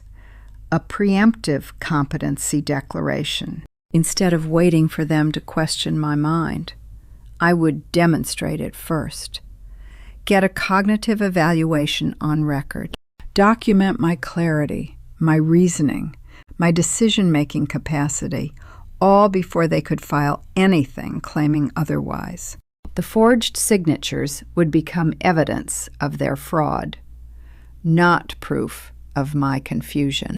I set down the phone and looked around my living room, the house I'd lived in for 40 years, the furniture Harvey and I had chosen together, the photographs on the walls, documenting decades of birthdays and holidays and ordinary Tuesdays. In every photo from the last 15 years, Iris was smiling, the same controlled smile, the same calculating eyes. I just hadn't known how to read them. Now I did. They wanted to question my mind. They wanted to paint me as a confused old woman who couldn't be trusted with her own affairs. I picked up my notebook and added one final note for the day. Competency evaluation scheduled. Let them try.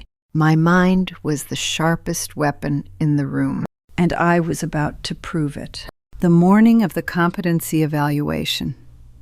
I woke early. Coffee brewed, documents organized, my mind clear and ready for the doctor's questions. I would prove my mental fitness on paper, in person, beyond any doubt. I never made it to that appointment. The pounding started at 6:15 a.m., hard enough to rattle the new deadbolt, desperate enough to wake the neighbors. "Mom," Wade's voice, raw and furious. "Mom, I know you're in there." I stood in my hallway, 5 feet from the front door, watching it shudder with each blow. The commercial-grade deadbolt held firm. Derek Holloway's work was solid. "We need to talk about this," Wade shouted. "You can't just demand 6 figures and pretend we don't exist." I said nothing. Let him pound. Let him scream. The neighbors would hear. The neighbors would remember. "Open this door!" "Mom, I'm not leaving until you talk to me." Silence from me. More pounding from him. Then his voice changed, dropped lower, colder. "You want to play hardball, fine." A pause. "I know what you did in 2003. The income verification you signed so I could qualify for my first house." I went still. "That was fraud. Mom, bank fraud. You inflated Dad's overtime figures to push us over the qualification threshold. You think you're the only one with paperwork? Bank fraud." The words hung in the air like smoke. He'd said it out loud, the one thing I'd buried for 22 years. 2003, Wade's first house. He and Iris had been married 2 years, desperate to stop renting, eager to build equity. The mortgage application had been borderline. They qualified if Harvey's overtime counted as base income. Didn't qualify if it was listed as variable. I'd signed the verification form. I'd listed the overtime as regular income when I knew the bank would count it differently. A small adjustment, a technicality, the kind of thing loan officers did every day back then, before the rules tightened. But it was still fraud, and I'd done it for him. "I don't want to use this," Wade said through the door, his voice quieter now. Almost reasonable, almost kind. "But if you force my hand, Mom, I will. I'll go to the bank. I'll tell them exactly what you did, how their trusted senior credit assessor falsified documents to get her son a mortgage. How do you defend yourself against a truth you'd hoped everyone had forgotten?" I pressed my palm flat against the door, feeling the vibration of his weight shifting on the other side. My son, threatening to destroy my reputation, my legacy, my entire career with a favor I'd done for him. The favor he'd asked for. The favor he'd begged for. The favor he'd thanked me for 1,000 times over the years. Every time he mentioned how that first house had built their equity, launched their financial security, made everything else possible. Now he wanted to use it as a weapon. "Mom," his voice was soft now, almost tender. "I know you're scared. I know you're not thinking clearly. But this isn't you. The mom I know wouldn't do this to her own son. The mom he knew. The mom who helped and sacrificed and looked the other way. The mom who was supposed to be a resource, not a person with her own interests." "Just open the door," he said. "We can work this out. Nobody has to get hurt. I stood behind my new deadbolt, listening to my son threaten to destroy me with a favor I'd done for him 2 decades ago. The irony was so sharp, it almost made me laugh.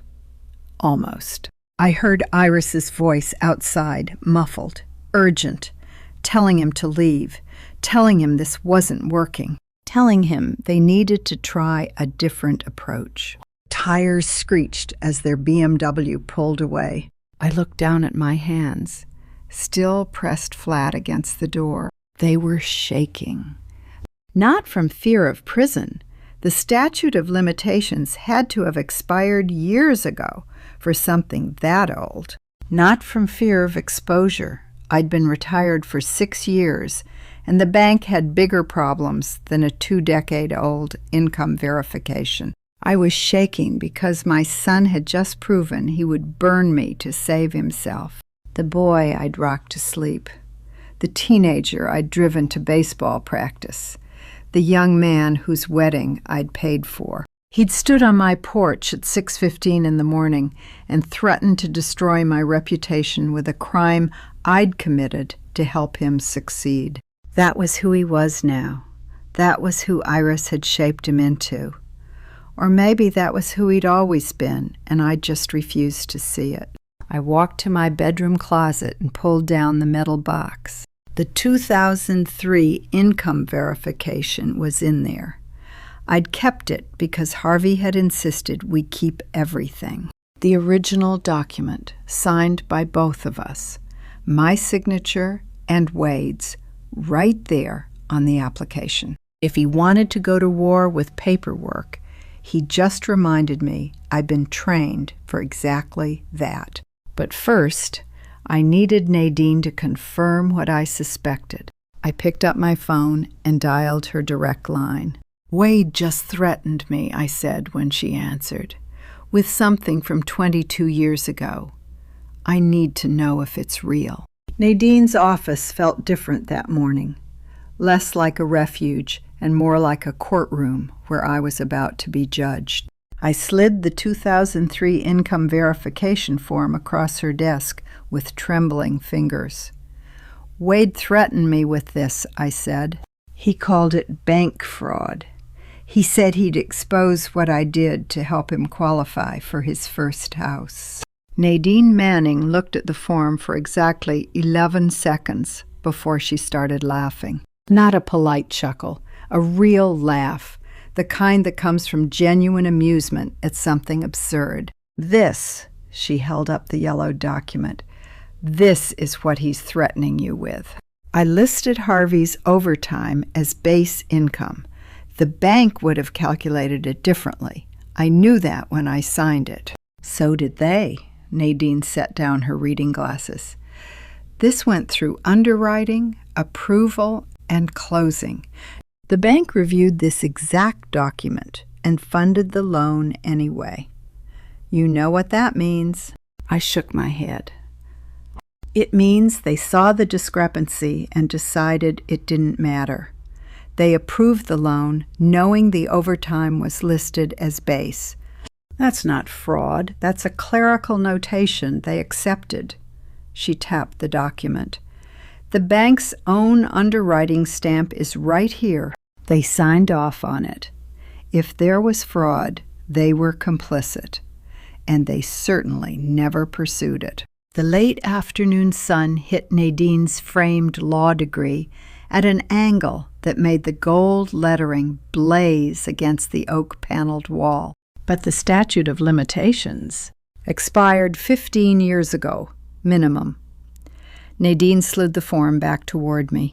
Even if this were fraud, which it isn't, no prosecutor would touch a 22-year-old mortgage discrepancy on a loan that was paid off without incident.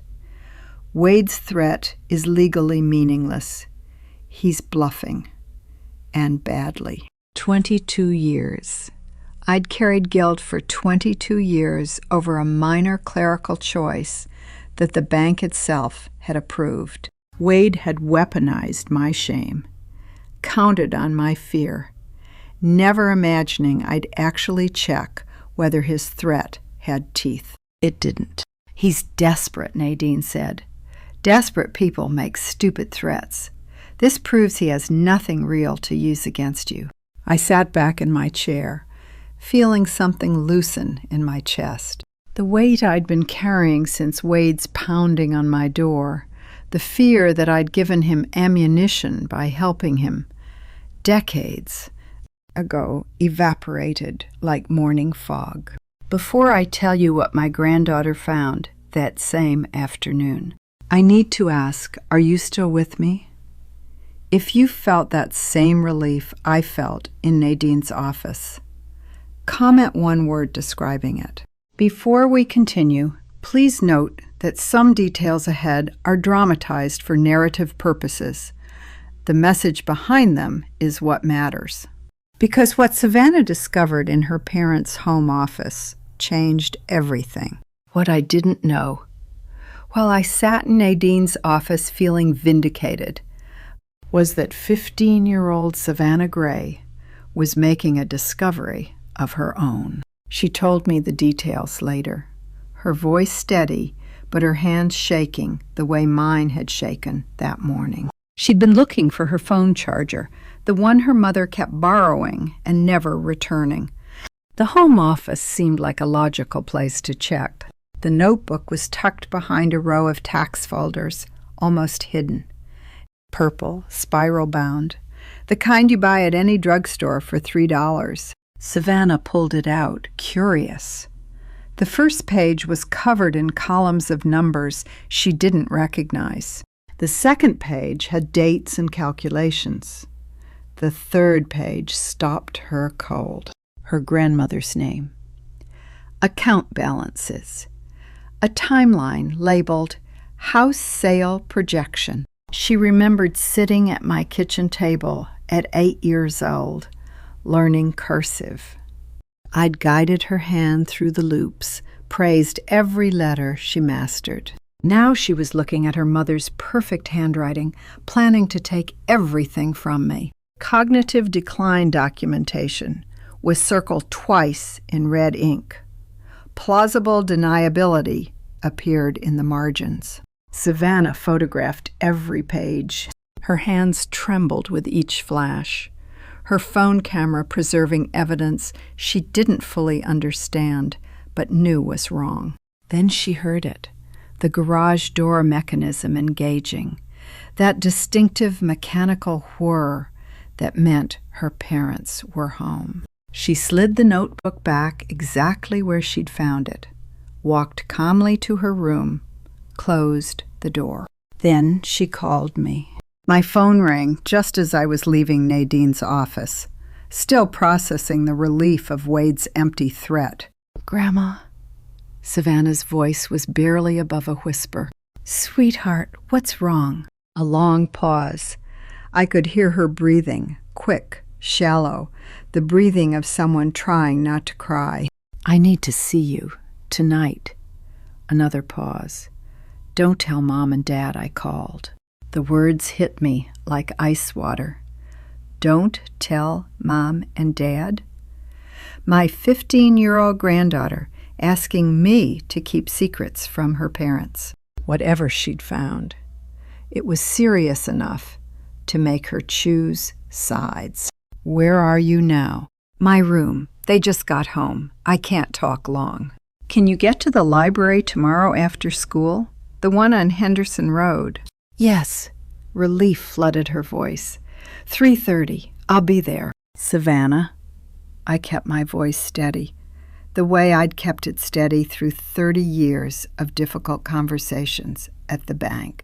"Whatever you found, whatever you saw, don't confront them. Don't let them know you know anything. Can you do that?" "I've been doing it for months, Grandma." Her voice was older than 15. "I just didn't have proof until now." She hung up. I stood in the parking garage of Nadine's building, my car keys in my hand, trying to process what had just happened. My granddaughter had found evidence, and tomorrow she was going to show me exactly what her mother had been planning. Savannah and I had met at the library. I'd seen the photographs. Iris's notebook laid out the entire scheme in her neat cursive. Account balances, timelines, phrases like cognitive decline documentation circled in red. The evidence was damning. But what came next was harder. The sob that came through my phone 3 nights later wasn't the sound of a 15-year-old. It was the sound of a little girl who thought she was being abandoned. "Are you leaving because of what I showed you?" Savannah's voice cracked on every word. "Because if I hadn't found that notebook, you wouldn't be selling the house, and none of this would be happening." "Sweetheart, stop." I kept my voice gentle but firm. "I was already planning to sell before you called me. The realtor paperwork was signed days before you found that notebook. But you're still leaving." "I'm leaving a situation, sweetheart. Not you. Never you." Silence on the line. I could hear her breathing, ragged and wet. "Your parents made choices," I continued. "Those choices have consequences I can't ignore. But you will always be able to see me. Always. Just on my terms now, not theirs." "What does that mean?" "It means you call me directly. You visit when you want to, not when they're using you to check on me. It means our relationship belongs to us, not to whatever plan your mother had in that notebook. 47 years of marriage, 32 years of motherhood, and I'd never heard anyone fight this hard to keep me." "I don't want you to go," Savannah whispered. "I know, baby, but sometimes leaving is how you survive. And I need you to understand something." I paused, choosing my words carefully. "What you found in that notebook, that took courage. You could have pretended you didn't see it. You could have convinced yourself it didn't mean what it meant. But you didn't. You called me.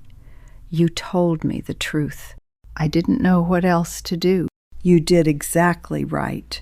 And now we both know what we're dealing with." I let that settle. I'm not disappearing. I'm just choosing where I stand. And I'm choosing to stand somewhere your mother can't reach me. We talked for another hour. I told her about the new apartment I'd found in Maple Ridge Senior Living in Clintonville. Ground floor, a maple tree outside my window. I told her she could visit any time. I told her I loved her, and that love didn't require me to sacrifice myself. When we hung up, my coffee had gone cold.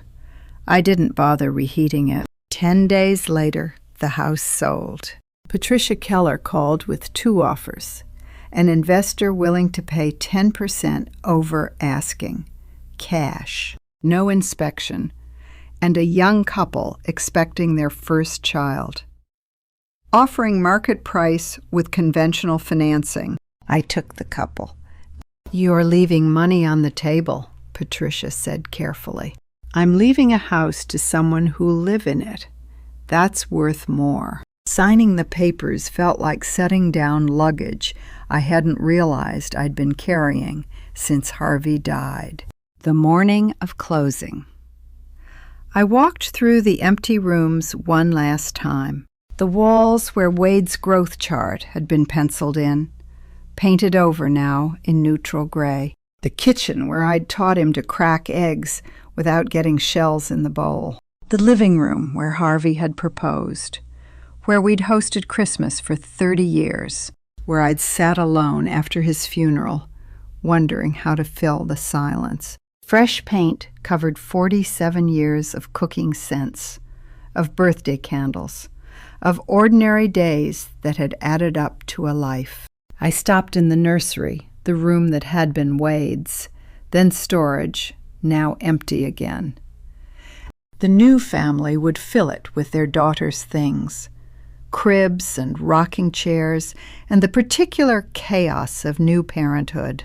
Have you ever left a note for someone you'll never meet? There's a strange intimacy in it. I wrote 2 pages.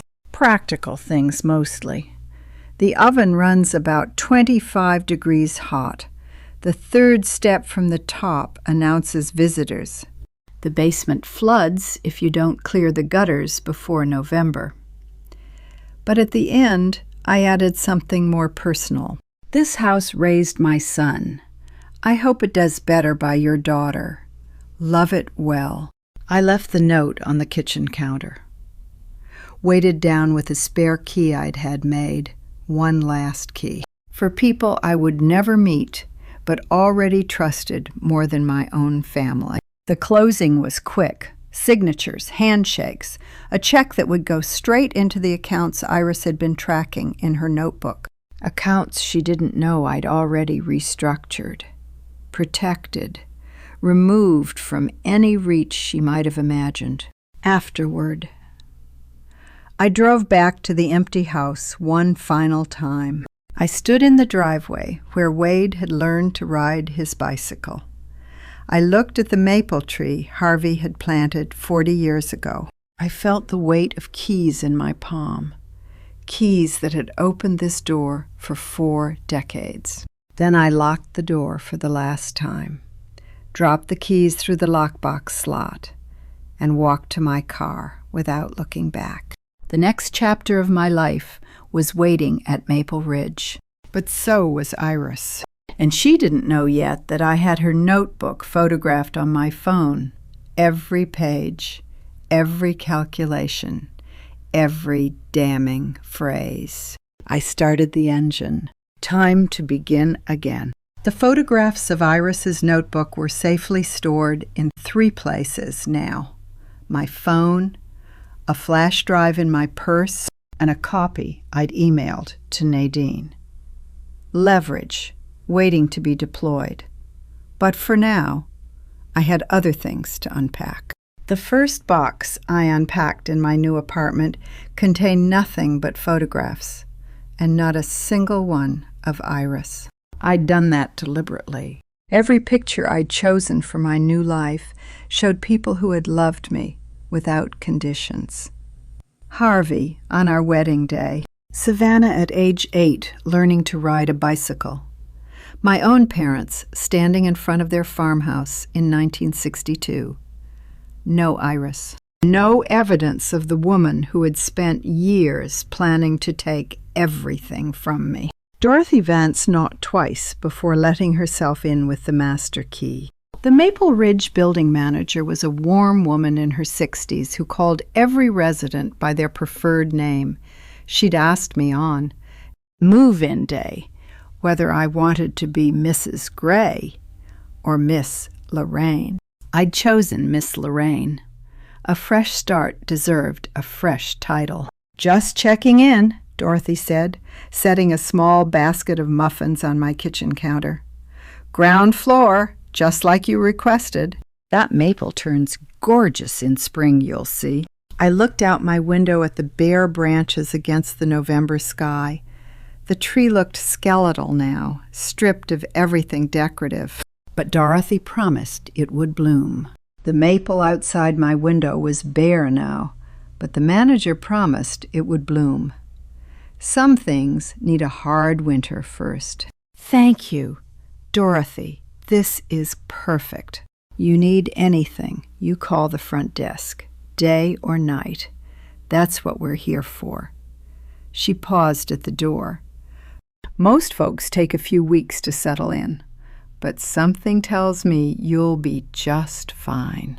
After she left, I made tea in my own kettle, in my own kitchen, with keys that belonged only to me. For the first time in 47 years, no one else had a copy. No one could let themselves in unannounced. No one could rifle through my papers or practice forging my signature. I arranged the apartment exactly as I wanted it. Harvey's chair by the window, my books on shelves I'd chosen, The metal box in the bedroom closet, secured but accessible. Every object in its place, every place decided by me alone. 2 weeks passed, quiet weeks. I learned the rhythms of Maple Ridge morning coffee in the common room, afternoon walks around the courtyard, evening news in my own living room, with no one asking why I bothered watching all that depressing stuff. Savannah texted every day. We'd established a routine.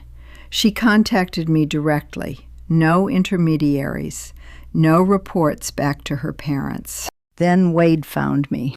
I was in the lobby when the automatic doors whooshed open and my son walked in. He looked exhausted, thinner than I'd seen him, with dark circles under his eyes and a hesitation in his step that hadn't been there a month ago. How do you look at your son and see a stranger wearing his face?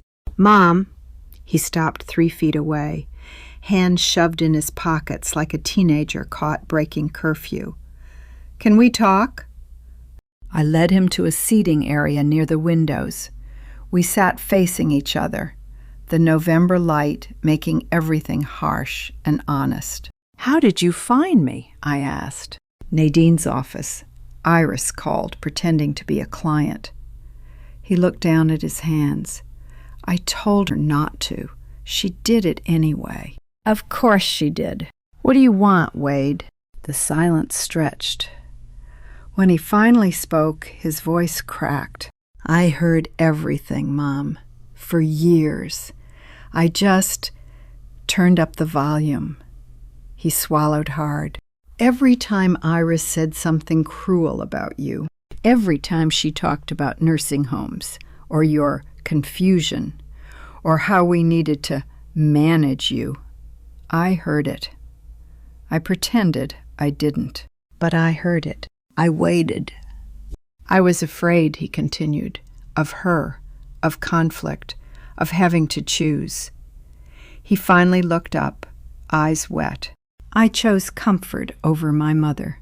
That's a choice I made. And I know there's nothing I can say that makes it okay. I let the words settle between us. My son. Admitting he'd spent years as a witness to my mistreatment. Deliberately looking away. You're right, I said quietly. There's nothing you can say. Words stopped meaning anything from you a long time ago. He flinched. But Wade, I softened my voice just slightly. There may be a path back. Not today, not next week, maybe not for years, but it exists. Hope flickered in his eyes. You walk it alone, though. I won't carry you. I won't tell you what to do. I won't forgive you before you've earned it. I held his gaze. You figure out who you want to be, and then you show me with actions, not words. I loved my son. I would always love my son, but I no longer needed him to love me back. Wade nodded slowly. He didn't argue, didn't plead, didn't try to negotiate. That scared me more than if he'd shouted. The Wade I raised would have fought. This Wade just stood, thanked me for listening, and walked away. Through the lobby, through the automatic doors, straight toward the parking lot, where Iris was waiting in the car. Engine running. I watched from the lobby window as Wade climbed into the passenger seat of Iris's car. They sat there for several minutes. I could see Iris gesturing, Wade's head bowed. Then the car pulled away, and I was left wondering what she was telling him, what new strategy she was formulating. I didn't have to wonder long. Vincent Whitfield never called before 9 in the morning, so when my phone lit up at 7:14 a.m. 3 days later, I knew something had broken loose. Lorraine, his voice was careful, measured. I'm calling as your friend, not as a banker. You need to hear this before anyone else tells you. I sat down on the edge of my bed, the November light just beginning to filter through the maple branches outside my window. "The internal audit completed yesterday," Vincent continued. "The irregularities I told you about, they've been formally escalated." "Escalated how?" A pause. "The audit flagged Wade's company for unauthorized use of your credit guarantee. The signature discrepancies I showed you, they're not clerical errors. The bank's compliance department has classified them as potential fraud." My hand tightened on the phone. "Unauthorized signature on a corporate guarantee," Vincent said quietly. "That's federal territory. Lorraine, once the report goes to compliance, it's out of everyone's hands. Mine, yours, even the branch managers. Federal territory. 2 words that turned a family dispute into something that could put my son in prison. How long before this becomes official?" "The compliance report goes to the regional office by end of week. From there, it's their call whether to involve law enforcement. But Lorraine," he hesitated, "the K. Ballard signatures are damning. Whoever forged your name did it repeatedly, on multiple documents, over 18 months. That's not a mistake. That's a pattern." Iris. He was talking about Iris, though he was too professional to say it directly. "What happens to Wade?" "If the bank refers this to federal investigators, he'll be questioned. His business records will be subpoenaed. And if they can prove he knew about the forged guarantees," Vincent trailed off, "he could face charges." "Yes." I closed my eyes. The coffee I'd made was sitting on my nightstand, going cold. I could smell it, bitter, like the conversation. "This isn't a family matter anymore," Vincent said gently. "Whatever you decide to do with your own evidence, the bank's investigation is happening independently. I wanted you to know before it becomes public." I thanked him. We exchanged careful goodbyes. The call ended. I sat very still in my small apartment, listening to the silence. This was what I'd wanted, wasn't it? Accountability, consequences, proof that I wasn't a confused old woman imagining conspiracies. The bank had found exactly what I'd found: forged signatures, unauthorized guarantees, a paper trail of exploitation. But I'd imagined consequences that stayed within the family: awkward holidays, strained phone calls, maybe a few years of estrangement before some tentative reconciliation. Not federal fraud charges, not investigators and subpoenas, not my son's face in a courtroom, his business destroyed, his freedom at stake. When does protecting yourself become destroying your child? I walked to the window and looked out at the bare maple branches. Harvey's voice was in my head, the way it always was when I faced impossible choices. "What would you tell me to do?" I asked the empty room. No answer. There never was. Harvey had been practical about most things, but even he couldn't have anticipated this. Our son, facing prison because his wife had forged his mother's signature on bank documents. The loan we'd given them in good faith, twisted into evidence of fraud. I wanted him to face consequences. I didn't want to be the one holding the blade. But the blade was already falling. The bank's audit had nothing to do with me. I hadn't reported anything, hadn't filed complaints, hadn't done anything except withdraw my own guarantee. The system had found the fraud on its own, which meant Wade's fate was already out of my hands. Or was it? I still had the notebook photographs. I still had Iris's handwriting documenting the entire scheme, her calculations, her timeline, her phrases about plausible deniability if investigators came asking questions.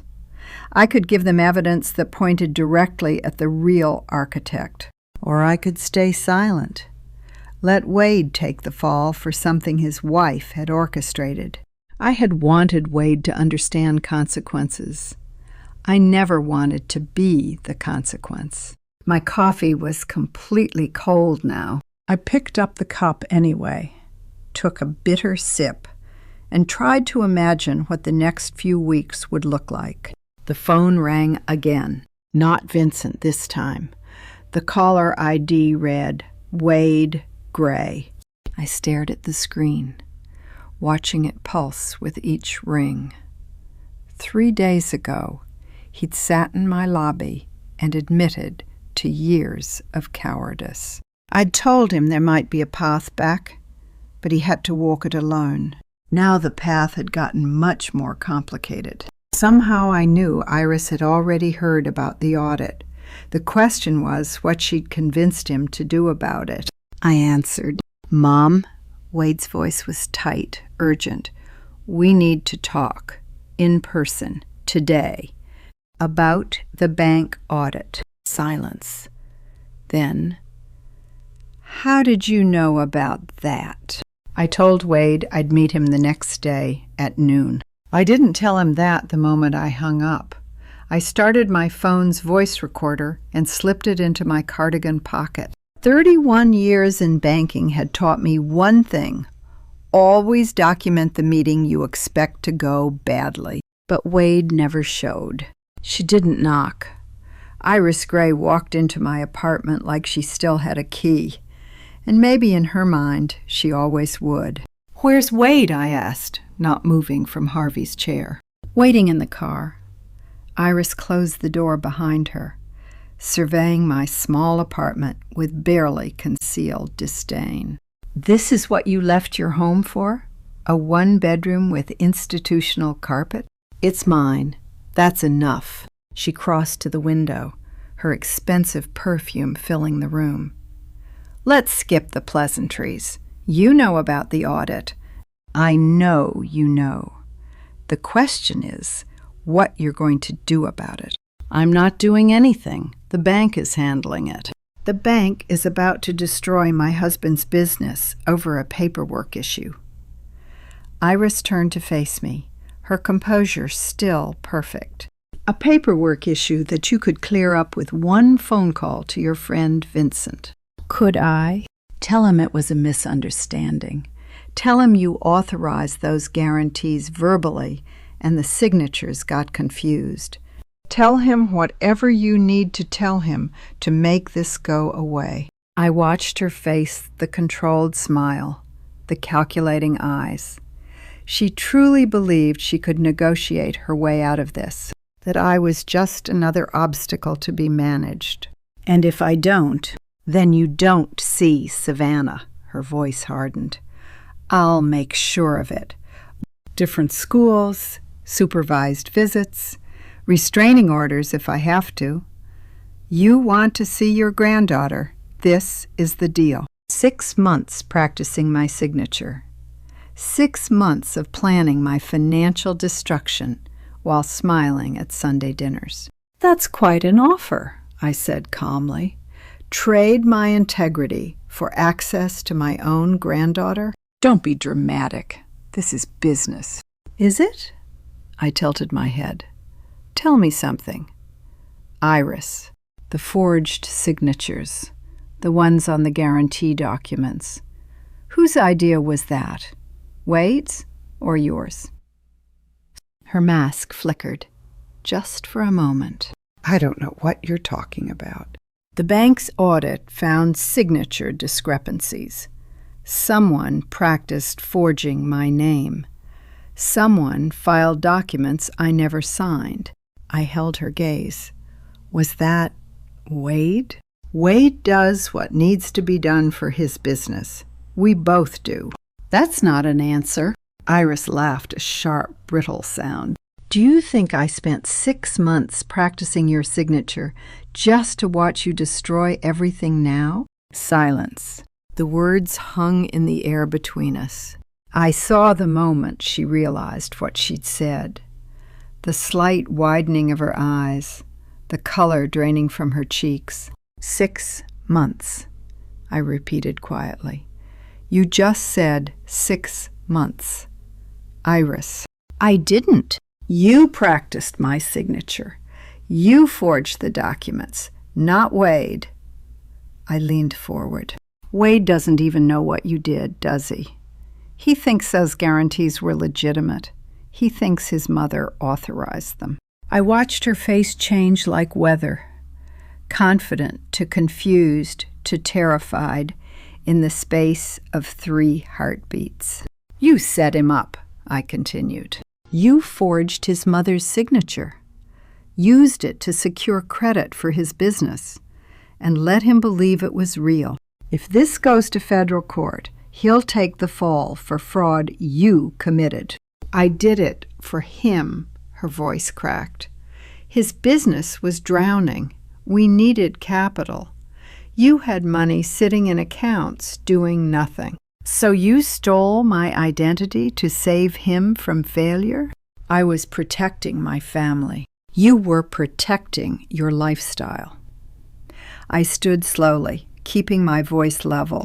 My phone has been recording since you walked in without knocking. Everything you just said, the 6 months, the practice signatures, the admission that Wade didn't know, I have all of it.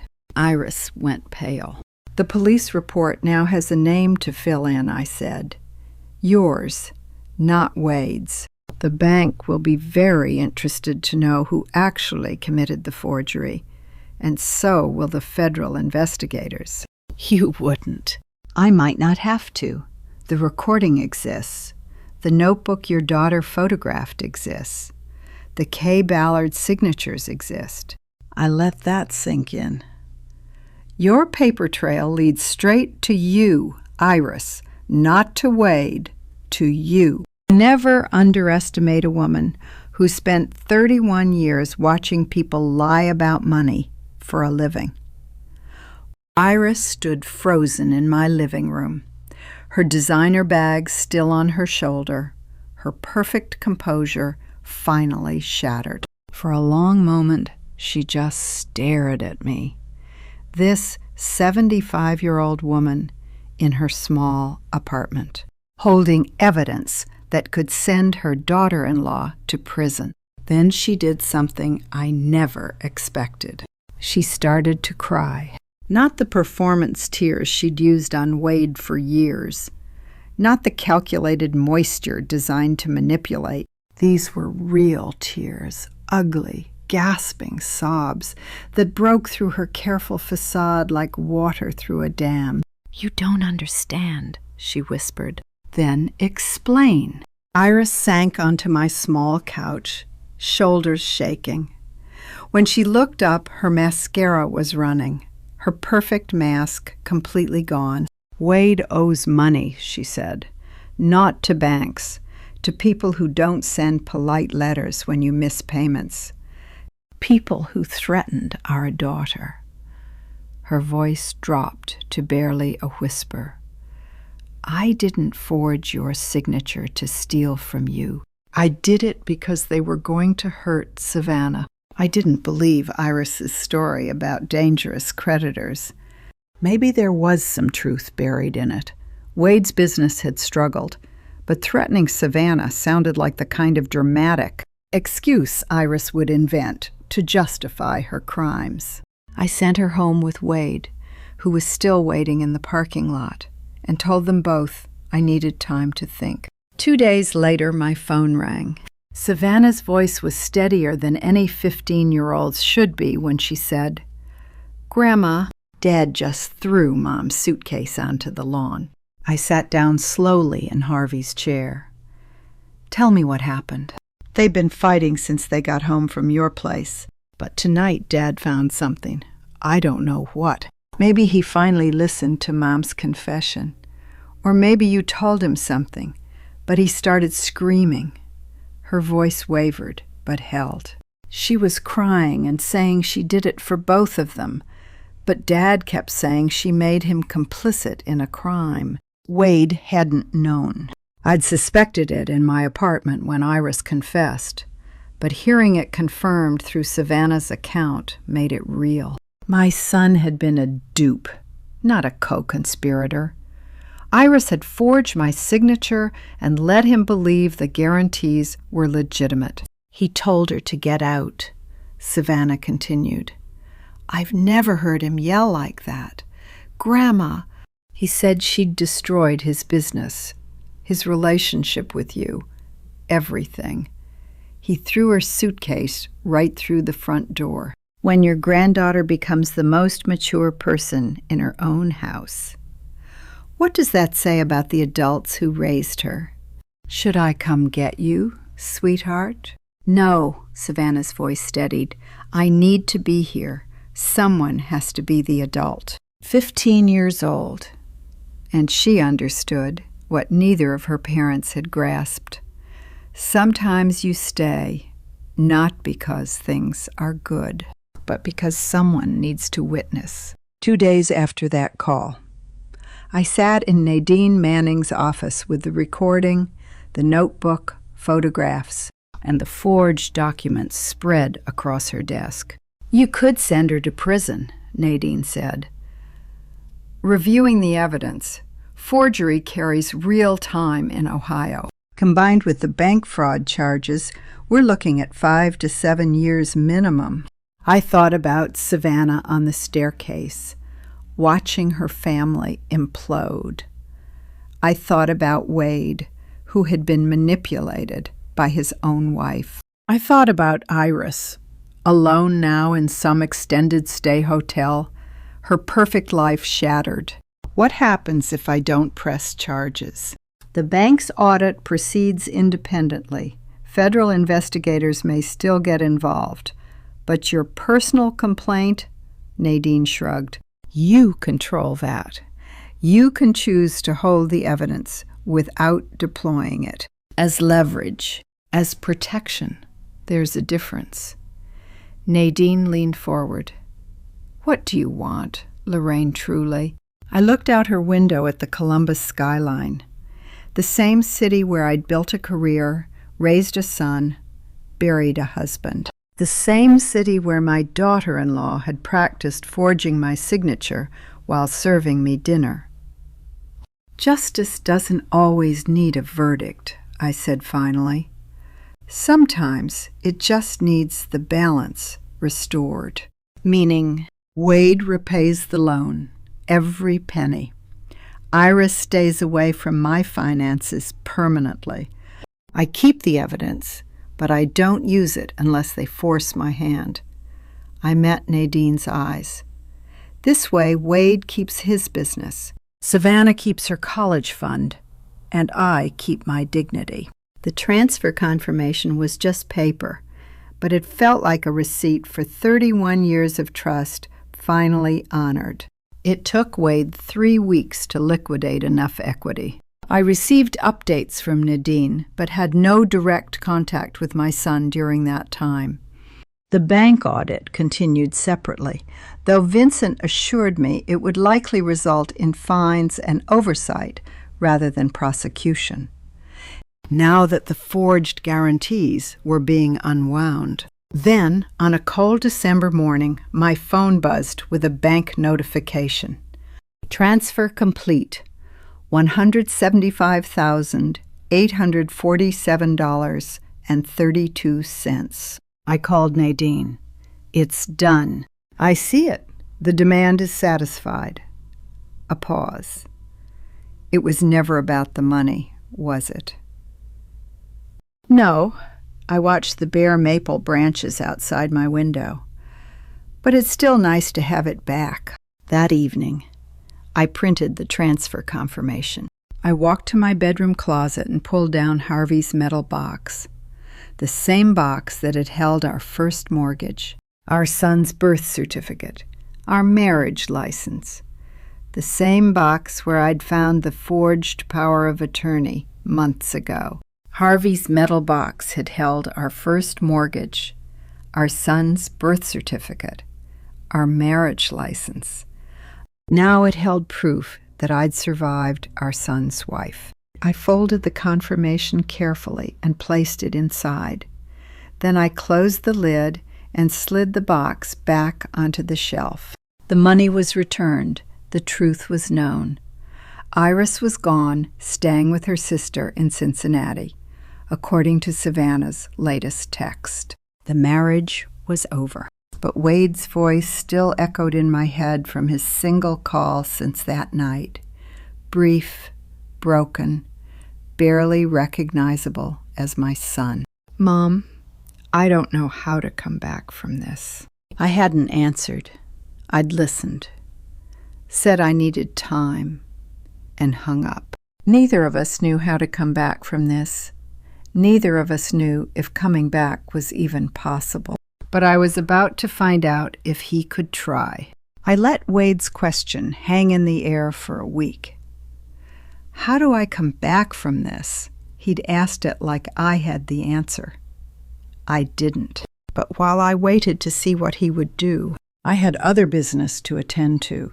The business of protecting the people I loved from the people who claim to love them. How do you write a will that says, "I love you," and "I don't trust you," in the same sentence? Nadine's office smelled like coffee and old law books as she spread the trust documents across her mahogany desk.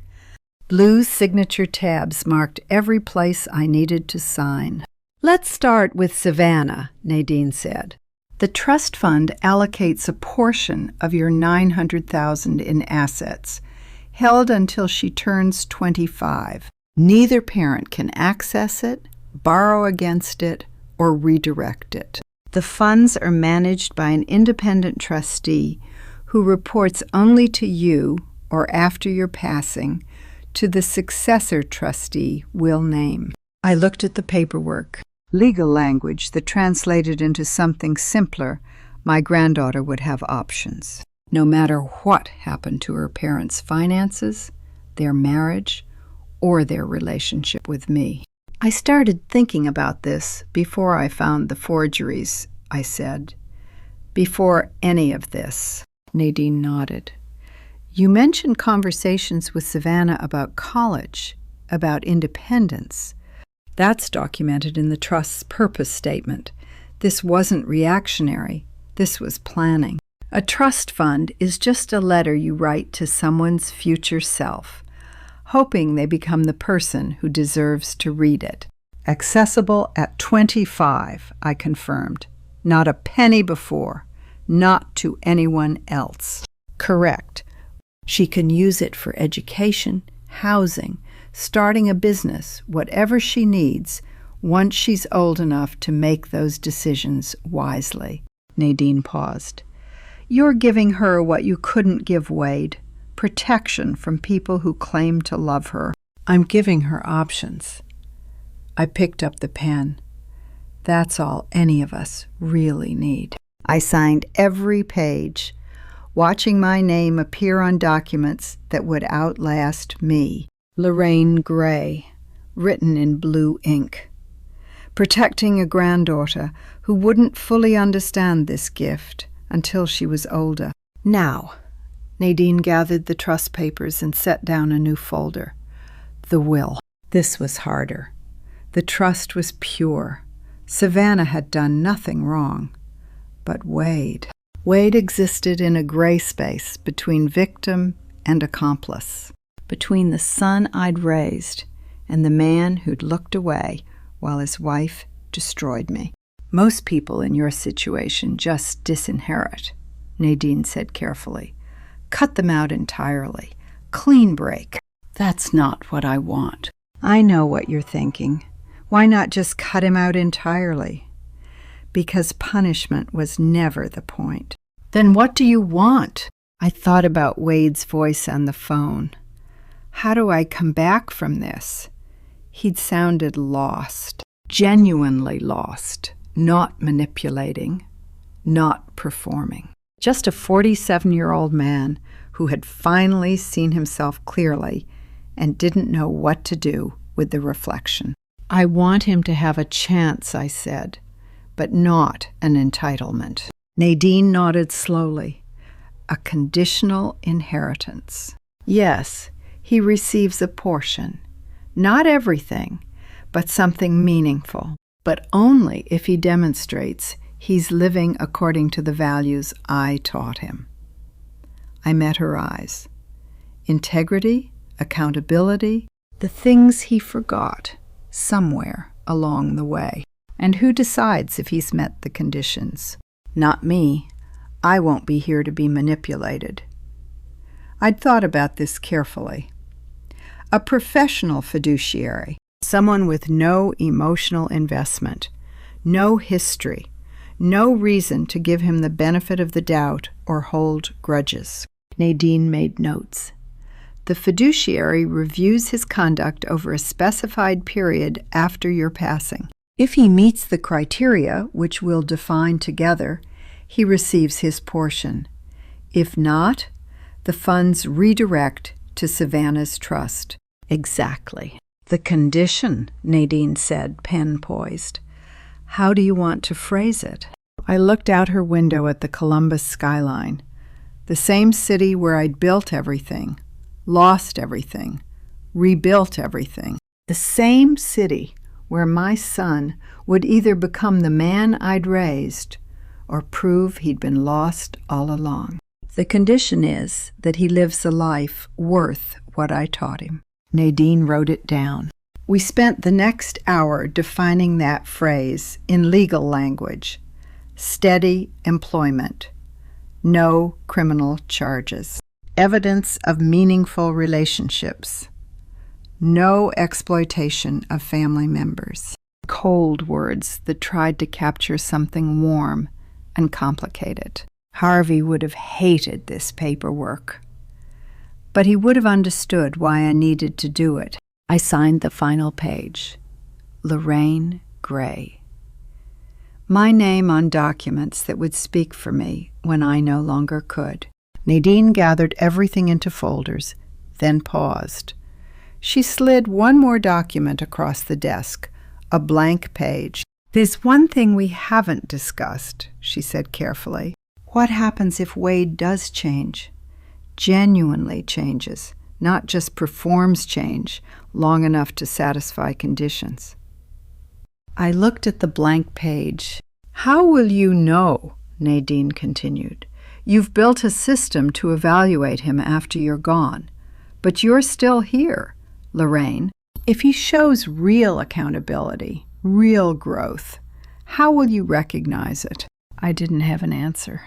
The conditional will protected me from manipulation. The trust protected Savannah from chaos. But neither document told me how to recognize redemption when it appeared. I was still thinking about that question when my phone buzzed with a text from Wade. He was about to give me an answer. Savannah placed the purple spiral notebook on my kitchen table like it was evidence in a trial, which, in a way, it was. Wade's text from 3 hours ago still glowed unanswered on my phone. Mom, can we talk? I need to explain some things. But my granddaughter's unannounced Saturday visit had interrupted any response I might have crafted. Grandma, I found this in Mom's home office, Savannah said, her 15-year-old face carrying an expression far too serious for her age. I wasn't snooping. I was looking for printer paper. I recognized the notebook immediately. The purple cover, the silver spiral binding. I'd seen Iris writing in it during family dinners, always assuming she was tracking aesthetic clinic appointments or planning social events. May I asked, reaching for it. Savannah nodded. Page 47. Start there. The handwriting was unmistakably Iris's. Neat, controlled, deliberate. The entry was dated August 12th. Weeks before any of the loan documents appeared. Elle's retirement accounts total approximately $900,000. Property value stable. Timeline established need by October. execute by December. W resistant but manageable with correct framing. My hands trembled, but not from age, from recognition. 31 years of reading loan applications had trained me to spot premeditation, and this notebook documented a campaign planned months before Wade ever mentioned needing help. "There's more," Savannah said quietly. "Page 63. I turned the pages, passing entries that cataloged my daily routines, my medication schedule, even notes about which neighbors I spoke with regularly. Page 63 contained a list titled Pressure Points, Harvey's Memory, Grandchildren's Futures, Wade's Childhood Sacrifices, Fear of Family Fracture. Every emotional appeal Wade had made during that September conversation, every reference to his father's legacy, every mention of wanting stability for his children had been scripted, rehearsed, manufactured. "I don't understand all of it," Savannah admitted, "but I understand enough. They were planning something, weren't they? Something to do with your money." I closed the notebook and looked at my granddaughter, really looked at her. She had Harvey's analytical mind and my stubborn insistence on truth. She deserved honesty. "Yes," I said. "Your parents tried to take advantage of me financially. The loan I signed for, the business guarantee, none of it was what it appeared to be." Savannah's eyes filled with tears she refused to let fall. "Mom's been different lately. Angry all the time. She keeps telling Dad that you ruined everything, that you were supposed to just sign things and not ask questions." "And what do you think about that?" "I think," she paused, choosing her words carefully, "I think if someone has to trick you into helping them, they don't deserve your help." In that moment, I saw something I hadn't expected, a potential ally. Not against her parents. I would never ask a child to choose sides. But in understanding what healthy relationships actually looked like. "Savannah, can I teach you something? Something I wish someone had taught me when I was your age." She nodded, wiping her eyes with the back of her hand. "When someone is trying to manipulate you, they follow patterns. First, they create urgency. Everything must happen now, immediately, no time to think. Your father told me the bank would foreclose within days. Second, they isolate you from other perspectives. Notice how I wasn't supposed to consult my lawyer or my accountant? Mom always says you make better decisions without outside interference," Savannah observed. "Exactly. Third, they use emotional leverage, guilt about the past, fear about the future, love for family members who might be hurt if you don't comply." I pointed to the pressure points page. "This is what documentation of manipulation looks like. Your mother studied me like a problem to be solved, not a person to be respected." Savannah was quiet for a long moment. "How do you protect yourself if someone you love is doing this?" "You verify independently. You take time to think. You talk to people outside the situation. And most importantly," I held up the notebook, "you pay attention to patterns, not just words. Words can be crafted to say anything. Patterns reveal what people actually believe." "Is that why you're not answering Dad's text?" I glanced at my phone. "I'm still deciding whether his pattern is changing or whether this is just another script." Savannah stood, shouldering her backpack. Then she paused, reached inside, and pulled something out. Another notebook, this one with a green cover. "I started my own," she said quietly, "after I found Mom's. I started writing down things I noticed, things that didn't add up, promises that got broken, times when what they said didn't match what they did. She placed it on the table next to the purple one. Page 12 is about Christmas last year. Page 23 is about my college fund, the one they said was growing, but actually got emptied 6 months ago. My heart shattered and rebuilt itself in the space of a single breath. Savannah had been watching, learning, documenting, protecting herself the same way I'd protected myself for 31 years. "Grandma," she said, "I think I need a lawyer too." 2 weeks after Savannah left with both notebooks, hers and her mother's, I had connected her with Nadine Manning's colleague, who specialized in family law involving minors. The purple and green notebooks were now evidence in what might become a custody evaluation. I was still processing what my granddaughter had shown me when another piece of mail arrived. I recognized Wade's handwriting on the envelope before I even saw the return address. The same careful loops I'd taught him 40 years ago. The return address was a downtown apartment building, not the house he'd shared with Iris. My hands steadied themselves before I opened it. 4 pages. He'd written 4 pages in blue ink on cream stationery that carried his signature cologne, the same scent Harvey had worn, the one Wade adopted after his father died. I sat at my kitchen table, coffee growing cold beside me, and read. "Mom," he began.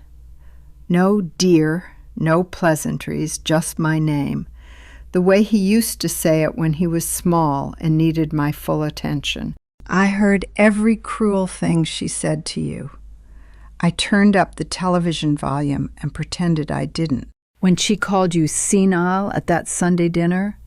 I laughed along because disagreeing would have meant fighting her later. "When she pressured you to sign the guarantee?" I stood in the kitchen drinking scotch because I couldn't watch, but I couldn't stop her either. The admission landed like a stone in still water. Not ignorance, not manipulation, cowardice deliberate, sustained, chosen. He'd seen everything, he'd heard everything, and he'd done nothing. How many times can someone apologize for choosing comfort over courage before the words stop meaning anything? I turned to the second page. "I've filed for separation. I'm in therapy. I'm not asking you to forgive me, just to know I'm trying. Dr. Pemberton says I spent 2 decades being the path of least resistance. Iris wanted things, and I gave them to her because peace was easier than principle. You wanted nothing from me, so I gave you nothing." The math made sense until it destroyed everything. The paper trembled slightly in my grip. Wade in therapy. Wade admitting to a pattern. Wade using words like principle and accountability, words I'd tried to teach him as a boy, words Iris had mocked as your mother's banking vocabulary. Page 3 detailed specific moments. The Christmas when Iris convinced him to miss my surgery recovery because her family had rented a ski lodge. The birthday when he sent flowers instead of coming because Iris said driving 2 hours was excessive for a 73rd birthday. The Thanksgiving when he let Iris seat me at the children's table because she was just being playful. He'd written 4 pages. 4 pages of admission. I'd waited 47 years for my son to see me, and now that he did, I didn't know what to do with it. The final page was shorter. "If you never want to see me again, I understand. But I had to say this while I still could. Savannah told me about the notebooks. She told me what she's doing with Nadine's colleague.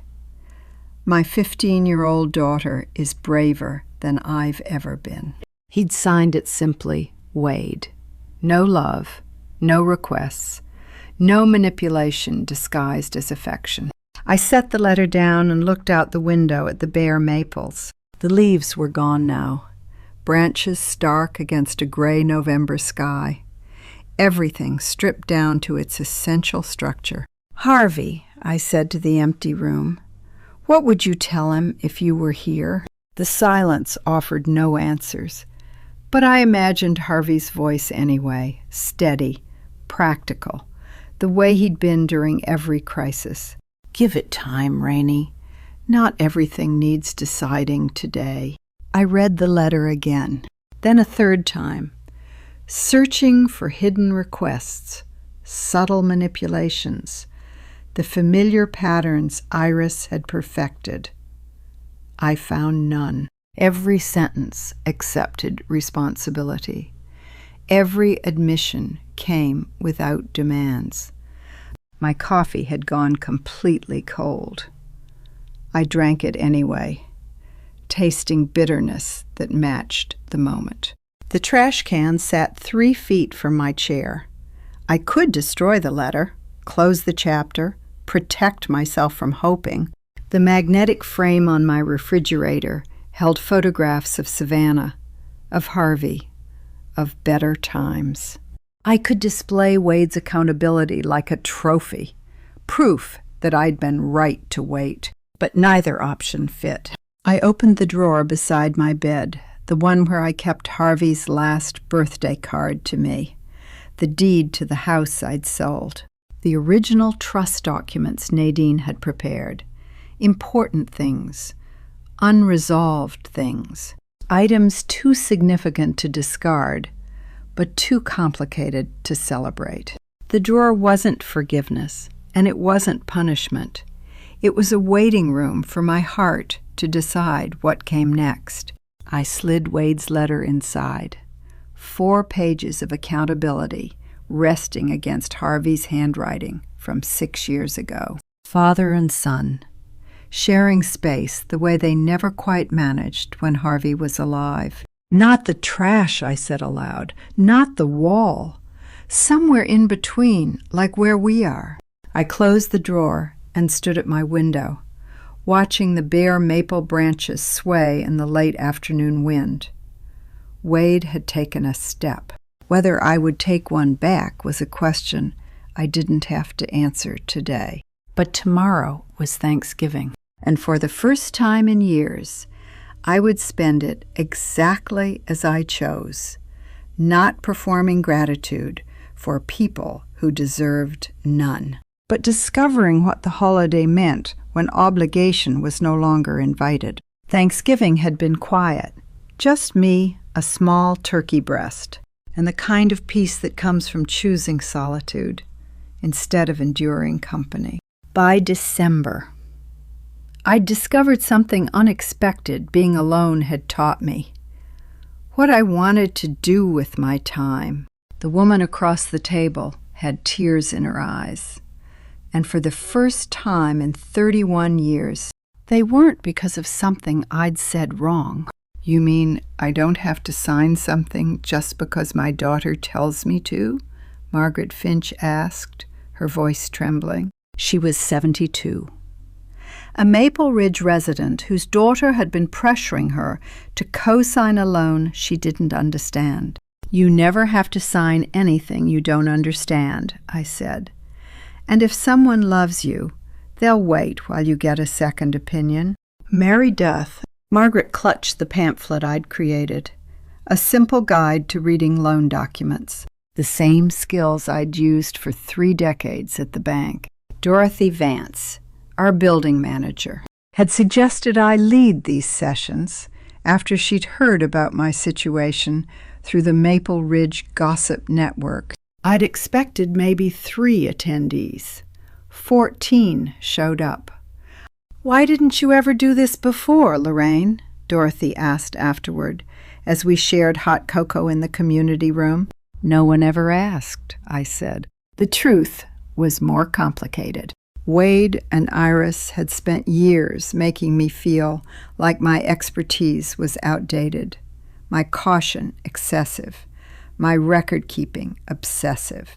They'd benefited from me believing I had nothing valuable to offer. But these women, widows, retirees, grandmothers navigating financial pressures from children who should have protected them. They looked at me like I held answers. They were desperately needed. If you've ever felt invisible in your own home, you know what I mean when I say that being seen by strangers healed something, being seen by family never could. 31 years at the bank, and I'd never felt as useful as I did right here, in a community room with folding chairs and fluorescent lights, teaching women that their signatures had power. 2 weeks later, Savannah visited with a gift wrapped in silver paper. "I found this in the copies you gave me," she said, sliding the package across my kitchen table. "I thought you should have it where you can see it." Inside the wrapping was a small frame, simple black wood with a glass front. Behind the glass was a photocopy of the first page of the original loan document, the one that had started everything, the one with Wade's forged notation that I'd caught within seconds of reviewing it. My throat tightened. "Savannah, why would I want to display? This isn't proof of a fight." "Grandma," she touched the frame gently, "it's proof you always did everything right. You read it. You caught it. You protected yourself when no one else would." Savannah had framed the first page of a loan that nearly destroyed me and somehow made it look like a certificate of survival. "Some evidence becomes a medal," I said slowly, "if you survive long enough to see it clearly." She smiled Harvey's smile, the one that crinkled at the corners. That's exactly what I thought when I framed it. I placed the frame on my dresser next to Harvey's metal document box and the photograph from our 40th anniversary. Evidence of a marriage that had been real. Evidence of a fight I had won. Evidence that 75 years had taught me something worth knowing. That evening, I sat on my balcony with the worn notebook that had traveled with me through all of it. December air carried the smell of coming snow, clean and sharp and full of possibility. The maple tree outside my window stretched bare branches toward a sky turning purple with dusk. I opened to the last empty pages and uncapped my pen. "They thought I was a forgetful old woman keeping dusty records," I wrote. "They assumed my files were clutter. My caution was paranoia. My questions were confusion. They counted on me being too tired or too lonely or too desperate for family to examine what they put in front of me." The pen scratched steadily across paper. But I remembered everything, every document, every date, every dollar, every lie that didn't match the paperwork. The notebook was almost full now, but for the first time, the last pages weren't complaints. They were proof I had won. I remembered the daughter-in-law who called me senile while forging my signature. I remembered the son who turned up the television to avoid hearing his mother be humiliated. I remembered the granddaughter who saw everything and chose truth over comfort. I paused, watching the first stars appear above the bare branches. "And in the end," I wrote, "that's how I knew exactly what I'd lost and what I'd won back. Not because I was lucky, not because someone rescued me, because I never stopped paying attention, even when everyone around me insisted there was nothing to see." I closed the notebook and set down my pen. The drawer in my bedroom still held Wade's letter, unanswered, unresolved, waiting. I hadn't decided yet. Maybe tomorrow I would write back. Maybe next month. Maybe never. But as I watched the bare maple branches sway against the darkening sky, I understood something I hadn't before. The letter wasn't urgent. The decision wasn't desperate. For the first time in years, my future belonged entirely to me, and I had all the time I needed to decide what came next. And to you, listening to my story, remember this: your instincts are worth trusting, even when those closest to you insist otherwise. Looking back on my own life story, I see how close I came to losing everything. For years, I let my love for my son blind me to the truth. I trusted when I should have verified. I stayed silent when I should have spoken. Don't make my mistake. Don't let family loyalty become an excuse for accepting disrespect. This wasn't just a drama story to me. It was my reality. This true story taught me that protecting yourself isn't selfish. It's necessary. The records I kept, the skills I spent 31 years learning, they weren't obsessive habits. They were my shield. I believe God gave me those abilities for a reason, and when the time came, they saved me. If you're living through your own family story of betrayal, know this: your worth doesn't depend on their approval. Your peace matters more than their comfort. Every true story of survival starts with one decision to protect yourself. If this revenge story moved you, I'd love to hear your thoughts in the comments below. Have you ever faced a similar family story like mine? What would you have done differently? Please share this drama story with someone who might need to hear it. And if you want more life stories like this one, don't forget to subscribe. Thank you for staying until the very end of this revenge story. Your time and attention mean everything to me. Remember, some details in this drama story have been fictionalized for storytelling purposes. But the heart of this true story, the lessons about trust, protection, and self-worth, are what I hope stay with you.